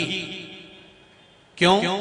मंदिर के पीछे प्रणाम करने से हमारा किया गया पुण्य, सत्कर्म सब नष्ट हो जाता है, क्योंकि भगवान के आगे धर्म विराजमान होता है और भगवान की पीठ के पीछे अधर्म का निवास होता है।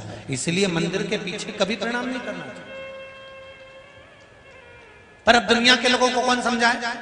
एक बेचारी बूढ़ी सी मैया परिक्रमा कर रही थी, थक गई, दीवाल उसने दीवाल से टिका लिया, पीछे खड़ी हो गई। उसको देखकर दूसरी ने देखा, पीछे प्रणाम करो, उसने प्रणाम करना चालू कर दिया। तीसरी आई तो गोबर ले आई, पीछे छातिया बना गई। चौथी आई तो उसने अपनी बहू से कहा यहाँ साथिया बना, तो नई नवेली बहू थी, बेचारी पढ़ी लिखी नहीं थी, तो उसको साथिया बनाना नहीं आता, तो उल्टा बना दिया। पांचवी आई तो उसने देखा इस मंदिर के पीछे उल्टा साथिया बनाओ तो अपना काम सुलटा हो जाता।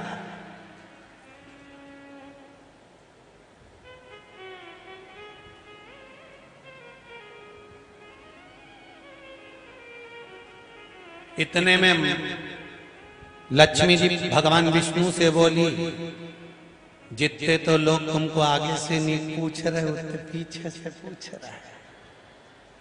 भगवान विष्णु बोले, लक्ष्मी एक बार इनकी सास को जो आई है ना पीछे से प्रणाम कर रही है, इससे निवेदन है एक बार सास कुर्सी पे बैठी हो और ये पीछे से जाके एक बार बस प्रणाम कर ले सास को।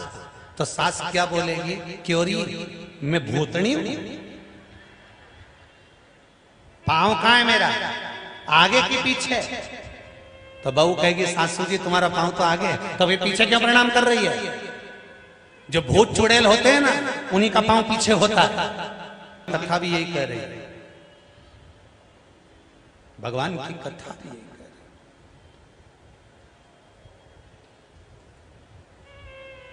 कितनी सुंदर कथा है।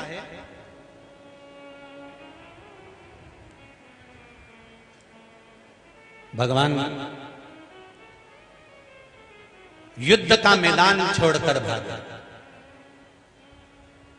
और पीछे पीछे बोलो जम के काल्यावन भागा। दाऊ जी भी दौड़ रहे हैं और कन्हैया भी दौड़ रहे हैं। और दाऊ जी ने कन्हैया से पूछा, हे कृष्ण, लोग हंसेंगे, अपन युद्ध का मैदान छोड़कर भाग रहे हैं, दुनिया के लोग हंसेंगे। भगवान कृष्ण कहते हैं, भले दुनिया के लोग हंसे तो हंसने दो, भले हंसे। कन्हैया आगे, काल्यावन पीछे। तो कृष्ण तू भाग क्यों रहा है? जब बड़े से बड़े तारक तूने पूतना को, तृणावत को, अघासुर को, बकासुर को सबको मार दिया, तो ये काल्यावन को मारने में दिक्कत क्या है? भगवान कृष्ण ने कहा, दाऊ दादा ये काल्यावन है, जितना बड़ा ये राक्षस है, जितना बड़ा ये असुर है, उससे दुगना ये धर्मात्मा है। परिक्रमा करने गए, गंगा नहाने गए, तुम्हारे हाथ में कोई गंगा जी का कंकर आ गया तो तुम्हें याद आ जाएगा कि पानी चढ़ा दें। तुम मंदिर के पीछे गए, तुमने भले प्रणाम कर लिया पर याद किया नहीं, वो अपने कथा में सुना था, सियोर वाला महाराज बोला था। तो तुम थोड़ा ना थोड़ा धीरे धीरे धीरे धीरे धीरे धीरे सुधर तो रहे हो रही, ये तो पक्का तुम सुधर तो रहे थोड़ा था। और बहुत इतना भी सुधर गए ना तो कोई टेंशन वाली बात नहीं, तुम सुधर बहुत।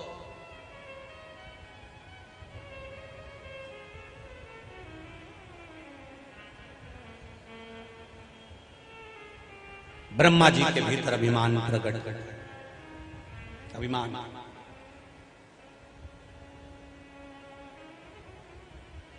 और ब्रह्मदेव के भीतर जो अभिमान प्रकट हुआ वो बड़ा प्रबल था, बड़ा।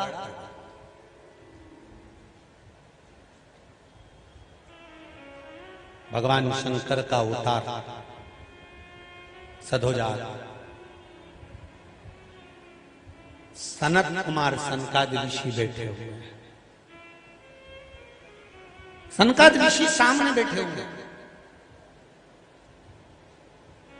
और तत्व ज्ञान ब्रह्मा जी पाना चाहते थे, पर ब्रह्मा जी का जो अभिमान था वो सामने प्रकट हुआ और ब्रह्मदेव ने सनत कुमारों के सामने कह दिया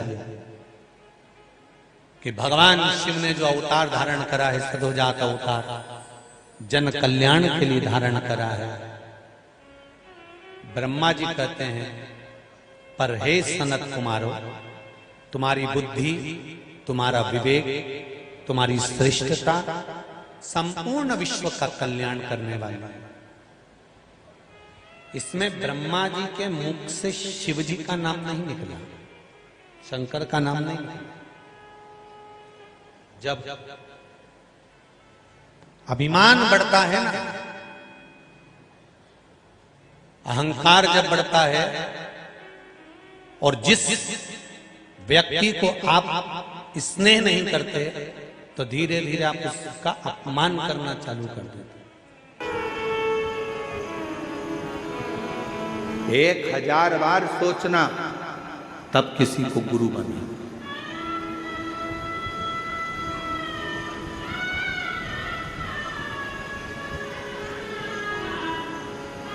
एक मां अपने बच्चे को जन्म देती है और दूसरा गुरु अपने शिष्य को जन्म देता है।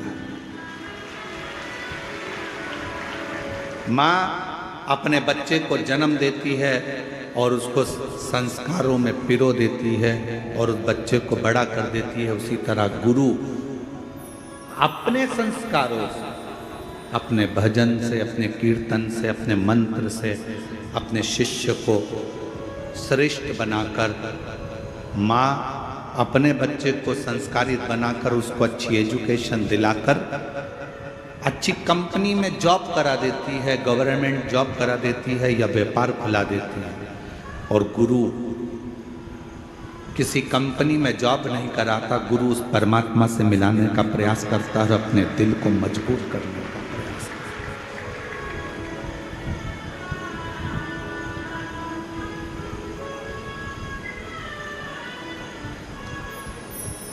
ढूंढो, कभी ऐसा गुरु मत ढूंढना जिंदगी में जो दूसरों की बुराइयों में लगा हो। कभी ऐसा गुरु मत ढूंढना जिंदगी में जो दिन भर निंदा में लगा। कभी ऐसा गुरु जीवन में मत ढूंढना कि जो लोगों के लिए अपशब्द कहता हो। कभी ऐसा गुरु मत ढूंढना जो जिंदगी भर बस श्राप देता हो, बद्दुआ देता हो, अपशब्द कहता हो। जिसके मुख से कभी भगवान का नाम प्रबलता में नहीं निकला, जिसके मुख से कभी गौ माता के कल्याण की बात ना निकली हो, जिसके मुख से कभी राष्ट्र के कल्याण की बात ना निकली हो, जिसके मुख से संसार के उद्धार की बात ना निकली हो, जिसके मुख से कभी छोटी बेटियों को बचाने की बात ना निकली हो, ऐसा गुरु नहीं चाहिए। गुरु वो होना जो हमारा भी कल्याण करे, राष्ट्र का भी कल्याण करे और जगत का भी कल्याण करे, वो गुरु हो। और नहीं मिले तो एक लोटा जल चढ़ाकर शंकर जी के शिवलिंग पर स्पर्श कर कर उसको अपना गुरु मानकर उसकी आराधना करो।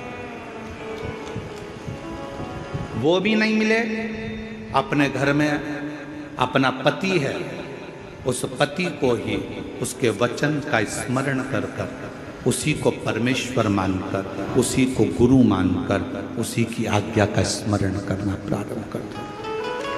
अपने घर में बुजुर्ग माता पिता है, अपने घर में बूढ़े सास ससुर हैं, उनको गुरु मानकर उनकी आज्ञा का सिरोधार्य कर कर, उन्हीं की सेवा कर कर, उनको गुरु मानकर अपने जीवन का कल्याण कर। अपने घर में कोई बुजुर्ग है, कोई बूढ़ा है, बुजुर्ग है, बहुत ज्ञानी है वो, उसने जिंदगी के थपेड़े बहुत खाए हैं, कोई ना मिले तो उसको गुरु बना लो। देवऋषि नारद का एक प्रसंग बड़ा सुंदर है। देवऋषि नारद जैसे ही भगवान विष्णु के दरवाजे पर पहुंचे तो भगवान विष्णु ने देखा देवऋषि नारद आए हैं, सिंहासन पर बैठ गए। देवऋषि नारद जब चले गए तो भगवान नारायण ने लक्ष्मी जी से कहा, जहां पर नारद बैठा था वहां गाय के गोबर से लीप दो। गाय का गोबर लाओ, लीपो। लक्ष्मी जी ने पूछा, देवऋषि नारद आकर बैठे थे कुर्सी के ऊपर, सिंहासन के ऊपर, और आप कह रहे हो कि उसको लीप, उसको लीप।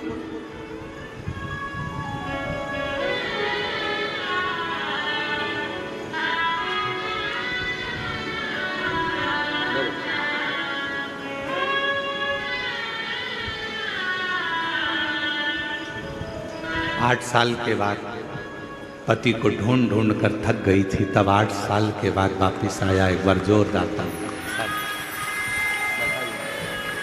पति के लिए एक दो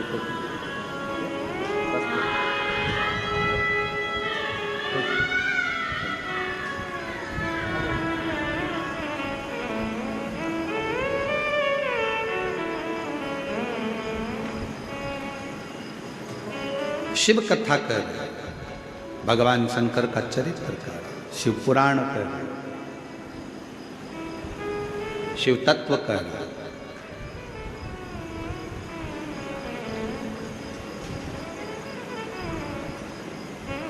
देवर्षि नारद जिस सिंहासन पर बैठे थे वहां गोबर से लिपा रहे हैं भगवान नारायण। लक्ष्मी जी ने पूछा क्यों? कहा ये नुगरा है, इसने गुरु मंत्र नहीं लिया, गुरु मनाया नहीं है इसने जिंदगी में। नारद जी ने सुन लिया और भगवान विष्णु के पास आकर बोले कि मेरे जाने के बाद आपने गोबर से लीपा, क्योंकि मेरा गुरु दीक्षा नहीं हुआ है, मेरा गुरु मंत्र नहीं है। क्या करूं मैं, किसको गुरु बनाऊं? भगवान विष्णु ने कहा क्यों, कोई गुरु नहीं मिलता? नारद जी कहते हैं मैं तो सर्वश्रेष्ठ गुरु हूं, मुझे किसी गुरु की जरूरत कहाँ? भगवान मुस्कुराकर बोले नारद, संसार में आए हो भले देवता हो पर गुरु का होना जरूरी है। किसको गुरु बनाओ? भगवान नारायण ने कहा जो तुझे पृथ्वी पर समुद्र के तट पर पहला व्यक्ति मिले बस उसी को गुरु बना लेना। नारद जी भ्रमण करते करते समुद्र के तट पर गए। एक मछुआरा मछली पकड़ने के लिए जा रहा था। नारद जी को सबसे पहले वही मछुआरा दिखा, मछली पकड़ने वाला। नारद जी ने मन में सोचा कि बताओ कि इसको गुरु बनाऊंगा मैं, ये मछली पकड़ने वाला। नारद जी ने मन में सोचा मैं इसको गुरु नहीं बनाऊंगा। नारद जी फिर भगवान विष्णु के पास में गए। प्रभु वहां तो गुरु के रूप में एक मछली पकड़ने वाला मिला। नारद जी से भगवान ने कहा कोई भी मिला हो पर गुरु तो बनाओ। नारद जी ने जाकर मछली पकड़ने वाले मछुआरे के हाथ जोड़कर कहा कि मैं तुमको गुरु बनाना चाहता हूँ। मछुआरे ने कहा फालतू बात मत कर, कोने में बैठ जा, मछली पकड़ने जाना है, मुझे देरी हो रही है। चुप। नारद जी चुप होकर बैठ गए। मछुआरा फिर आया। नारद जी ने कहा कि मुझे मंत्र दे दो। चुप। नारद जी चुप बैठ गए। नारद जी ने सोचा मंत्र एक ही मिला है, इसके मुंह से केवल चुप। तो नारद जी भी उसी मंत्र का स्मरण करते करते भगवान विष्णु के पास जाकर कहे प्रभु गुरु भी मिला तो ऐसा गुरु मिला जिसने मंत्र तक नहीं दिया, केवल कह दिया चुप, इसके सिवाय कोई मंत्र नहीं देता। ऐसा गुरु किस काम का? भगवान विष्णु को क्रोध आ गया। नारायण ने कहा नारद तुमने मेरे पास आकर अपने गुरु की निंदा करी है, मैं तुम्हें श्राप देता हूं, 84 लाख योनियां तुम्हें काटना पड़ेगी। 84 लाख योनियों के चक्कर काटना पड़ेंगे तुमको। नारद जी तो हाथ जोड़कर खड़े हो गए, क्षमा कर दो प्रभु, मुझसे गलती हो, अब तो मुझे 84 लाख योनियां काटना पड़ेंगी, अब करूं क्या? लक्ष्मी जी से पूछा आप बताओ। लक्ष्मी जी बोले मैं क्या बताऊं। फिर पहुंचे ब्रह्मा जी से कि मुझे 84 लाख योनियां काटना है पृथ्वी पर, आप बताओ क्या करूं। ब्रह्मा जी कुछ नहीं बोले। तब शंकर जी के पास गए। नारद जी क्या बात है? नारद जी ने कहा 84 लाख योनियां काटना है, भगवान का श्राप लगा है। शंकर भगवान ने कहा अपने गुरु के पास जा, वो बता देगा कि 84 लाख योनि कब कटेगी। गुरु जी से जाकर कहा, मछली पकड़ने जा रहा था मछुआरा, गुरु जी के पांव पकड़ लिए, अब तो छोड़ता नहीं नारद, कृपा करो। गुरु जी ने पूछा क्या हो गया? मछुआरे ने पूछा मुझे श्राप लगा है, 84 लाख योनियों के चक्कर काटूंगा तब जाकर मैं पार उतरूंगा। इतने में गुरु जी ने कहा तुझे 84 लाख योनियों के चित्र मालूम है? कि हाँ मालूम है। गुरु जी बीच में खड़े हो गए और कहा एक काम कर, 84 लाख योनियों के चित्र बना इस रेत पर, समुद्र के तट पर, और इसका चक्कर काट ले, पार हो जाएगा, निकल जाए। मछली पकड़ने वाले मछुआरे ने 84 लाख योनियों के फोटो बनवाकर नारद जी से उसका चक्कर कटवा दिया। जैसे ही चक्कर कटा, भगवान विष्णु के पास गए। नारायण ने गले में माला पहनाकर कहा, वाह नारद, तुम तो इतनी जल्दी 84 का चक्कर काट कर आ गए। नारद जी ने कहा, जिसका गुरु मेहरबान तो पट्ठा पहलवान। महाराज साधारण बात नहीं है, मेरा गुरु मुझ पर मेहरबान हो गया।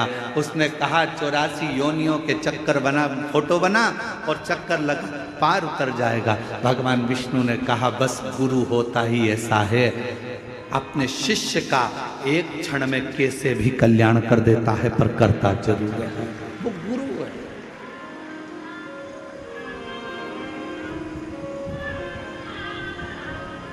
महाराज इसीलिए शास्त्र कहता, ओम कहने से तर जाएगा तेरा जीवन सवर जाएगा। ओम कहने से तर तेरा जीवन सवर जाएगा। आप अपने मुख से जो उच्चारण करते हैं, आप अपने मुख से जो स्मरण करते हैं, आप अपने मुख से जो नाम जाप करते हैं, वो नाम जाप एक ना एक दिन आपको आपकी मंजिल तक पहुंचा देगा।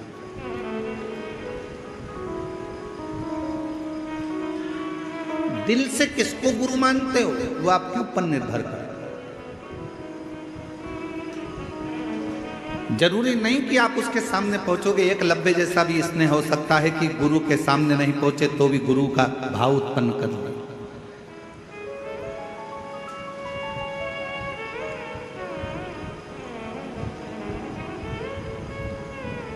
बस हृदय की पुकार, हृदय की। जरूरी नहीं कि कहीं आपको गुरु को ढूंढने जाना पड़े। जरूरी यह है कि अपना दिल कहाँ राजी होता है, कौन है जिसके शब्द हमारे हृदय में पहुंच जाएं और हमें भगवान से मिला दें। बस वो और गुरु बिन ज्ञान न उपजे, गुरु बिन संशय ना मिटे। जीवन में संशय को मिटाने वाला भी अगर कोई गुरु हो, भले आपकी सास हो, आपके ससुर हो, पति हो, पत्नी हो, यहाँ तक शास्त्र कहता है, माता देवहूति ने तो अपने बेटे को गुरु बना लिया था, कपिल महाराज। कोई तुमसे कहे गुरु जी कैसी बात करते हो, क्या अपने रिश्तेदार को गुरु बना? क्यों नहीं? माता देवहूति ने अपने पुत्र बेटा कपिल महाराज को अपना गुरु बनाया था। और कपिल महाराज ने अपनी मां को ज्ञान दिया था, मां बुढ़ापे में आंखों से अगर दिखना बंद हो जाए तो इन आंखों से ना देखते हुए भीतर की आंख से अंदर बैठे हुए परमात्मा को देखना चालू कर देना। ये कपिल महाराज बोले। कपिल देव महाराज ने कहा अपनी माता देवहूति से, मां बुढ़ापे में अगर सुनना बंद हो जाए, इंद्रियां काम करना बंद कर दे, तो अपने भीतर की आवाज सुनना प्रारंभ कर दो। कपिल देव महाराज ने कहा, मां अपने भीतर की आवाज सुनो। रावण इंद्र को संयम में कर लिया था। रावण ने इंद्र को अपने संयम में कर लिया था। रावण ने इंद्र को अपने वश में कर लिया था। रावण ने 33 कोटि देवताओं को अपने वश में कर लिया था। रावण ने पूरे संसार को अपने वश में कर लिया था। केवल रावण एक चीज वश में नहीं कर पाया था, वो खुद की इंद्रियां थी, जिसको रावण ने वश में नहीं करा था। इंद्र को वश में करना सरल है, पर इंद्रियों को वश में करना कठिन है। ये इंद्रियां बड़ी विचित्र है। कल एक व्यक्ति को आवाज सुनाई नहीं दे रही होगी, तो वो वहाँ खड़ा होके आवाज़ लगाने लगा, नाचने लगा। तो एक खड़े होके उसको देखने लगा, दूसरा खड़ा होकर उसको देखने लगा, तीसरा खड़ा होकर उसको देखने लगा, चौथा खड़ा होकर उसको देखने लगा। थोड़ी देर बाद देखा तो पूरा पंडाल उसको देखने लगा। फिर मालूम पड़े ये भी देखने लगे, फिर मालूम पड़े उधर के भी देखने लगे। फिर उधर कोई चिल्लाया, वो नाच रहा था, पुलिस वाले उसको बिठा रहे थे, काय को नाच रहा है भैया, कथा चल रही है, जब नाचने का समय आए तब नाचना। वो तो नाचने लगा तो उधर के लोग खड़े हो गए, फिर इधर के लोग उधर देखने लगे, फिर उधर के उधर देखने लगे। जरा विचार करो, अपनी इंद्रियां, ये नेत्र, ये जिह्वा, ये श्रवण, ये मन, अपनी इंद्रियां अपने संयम में नहीं हो पा रही तो हम परमात्मा को कैसे देख पाएंगे? रावण इंद्र को अपने काबू में कर लेता, अपने कब्जे में।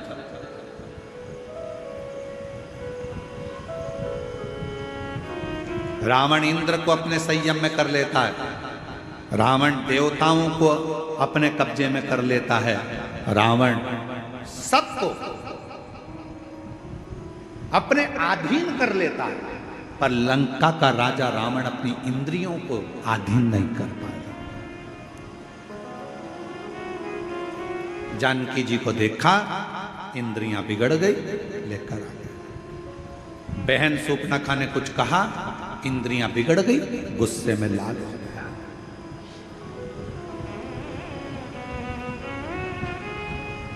इन इंद्रियों को साधना कितना कठिन है। अरे आज के जमाने में अच्छे अच्छे महात्मा, संत, महाराज, बड़े बड़े जितने भी हैं, इंद्रियों को साधना सबसे कठिन काम है कि ये अपनी इंद्रियों को भी साधे। और इंद्रियों को साधने का सबसे सुंदर अगर कोई तरीका है, आज कलयुग में, कलिकाल में अगर इंद्रियों को साधने का सबसे सुंदर तरीका है, रावण भी उस तरीके को जान चुका था। रावण ने विचार कर लिया था, मैंने इंद्र को अपने कब्जे में कर लिया, मैंने इंद्र को अपने संयम में कर लिया, मैंने देवताओं को अपने अधीन कर लिया। रावण समझ चुका था, सबको मैंने अपने अधीन कर लिया, पर मेरी इंद्रियां मेरे अधीन नहीं हो रही है। तब रावण ने विचार करा कि इंद्रियों को अधीन करने के लिए क्या करना पड़ेगा। तो मन में सोचा, शंकर भगवान के शिवलिंग पर एक लोटा जल चढ़ाना पड़ेगा, शंकर भगवान के शिवलिंग को अपनी लंका में लाना पड़ेगा, शंकर भगवान के शिवलिंग को लंका में लाकर पूजन करना पड़ेगी, शंकर भगवान के शिवलिंग के पास रोज जाना पड़ेगा। जब शंकर भगवान को अपन एक लोटा जल चढ़ाएंगे, शिव जी की आराधना करेंगे, तो इंद्रियां संयम में हो जाएगी। रावण को उसी समय सूचना मिली कि शिव लाना। रावण चले गए कैलाश, शंकर भगवान से शिवलिंग मांगा, लेकर चल दिए। शंकर जी ने सोचा इंद्र काबू में हो गया, चलेगा, देवता इसके काबू में हो गए, चलेगा, पर इसकी इंद्रियां मुझे काबू में नहीं करना है। तो शंकर भगवान का शिवलिंग लाते लाते रावण संध्या करने के लिए रुका और भगवान शंकर का शिवलिंग जमीन पर रख दिया गया। फिर वो उठा नहीं, बाबा वैद्यनाथ के रूप में विराजमान।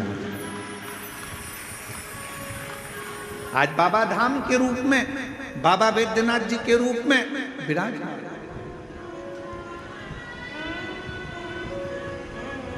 शिव जी नहीं चाहते थे कि ये इंद्रियां संयम में हो।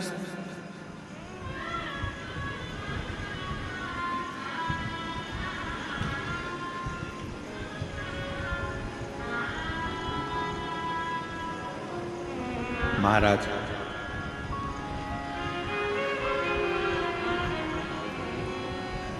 ये इंद्रियां संयम में हो, ये बहुत कठिन विषय है। आज के जमाने में, कली काल में, इंद्रियों को संयम में लाने के लिए सबसे सुंदर तरीका है एक लोटा जल, सारी समस्या का। यह हमारी इंद्रियों को भी संयम में लाएगा।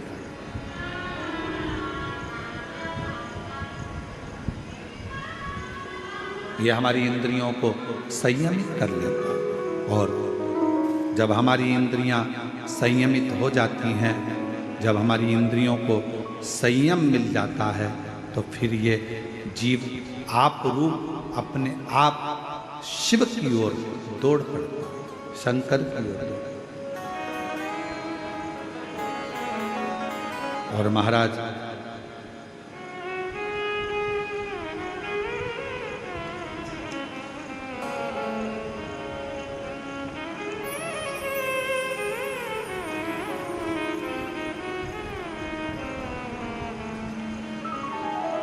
इन इंद्रियों का संयमित होना यह निश्चित करता है कि हम शिव के कितने करीब हैं। जो रावण नहीं कर पाया, सोने की लंका बनाना रावण के लिए सरल था।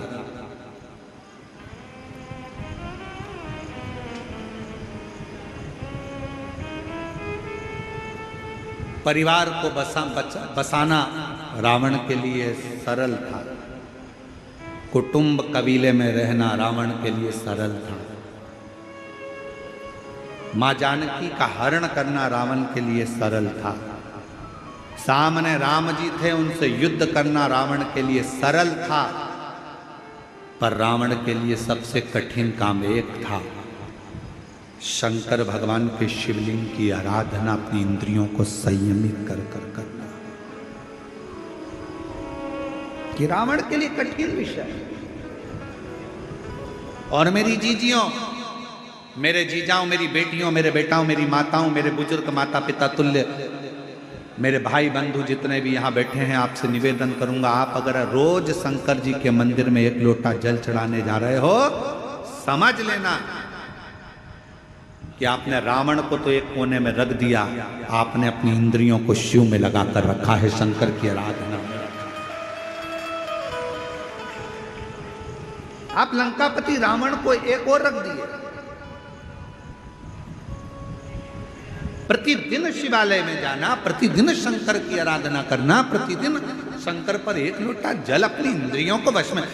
घर के लोग कह रहे हैं, अरे आज तो तुम्हारे पास में आज टाइम नहीं है, मत जाना, आज मंदिर मत जाना, मंदिर मत जाना। फिर भी लोटा भर के जल भरी, इतनी देर में सारा घर का काम हो, उतनी देर में बाजू में पहुंच गई, जल चढ़ा के वापिस आ गई। मैं तो आ गई, मंदिर से होके आ गई। मन शिव की ओर आसक्त कर।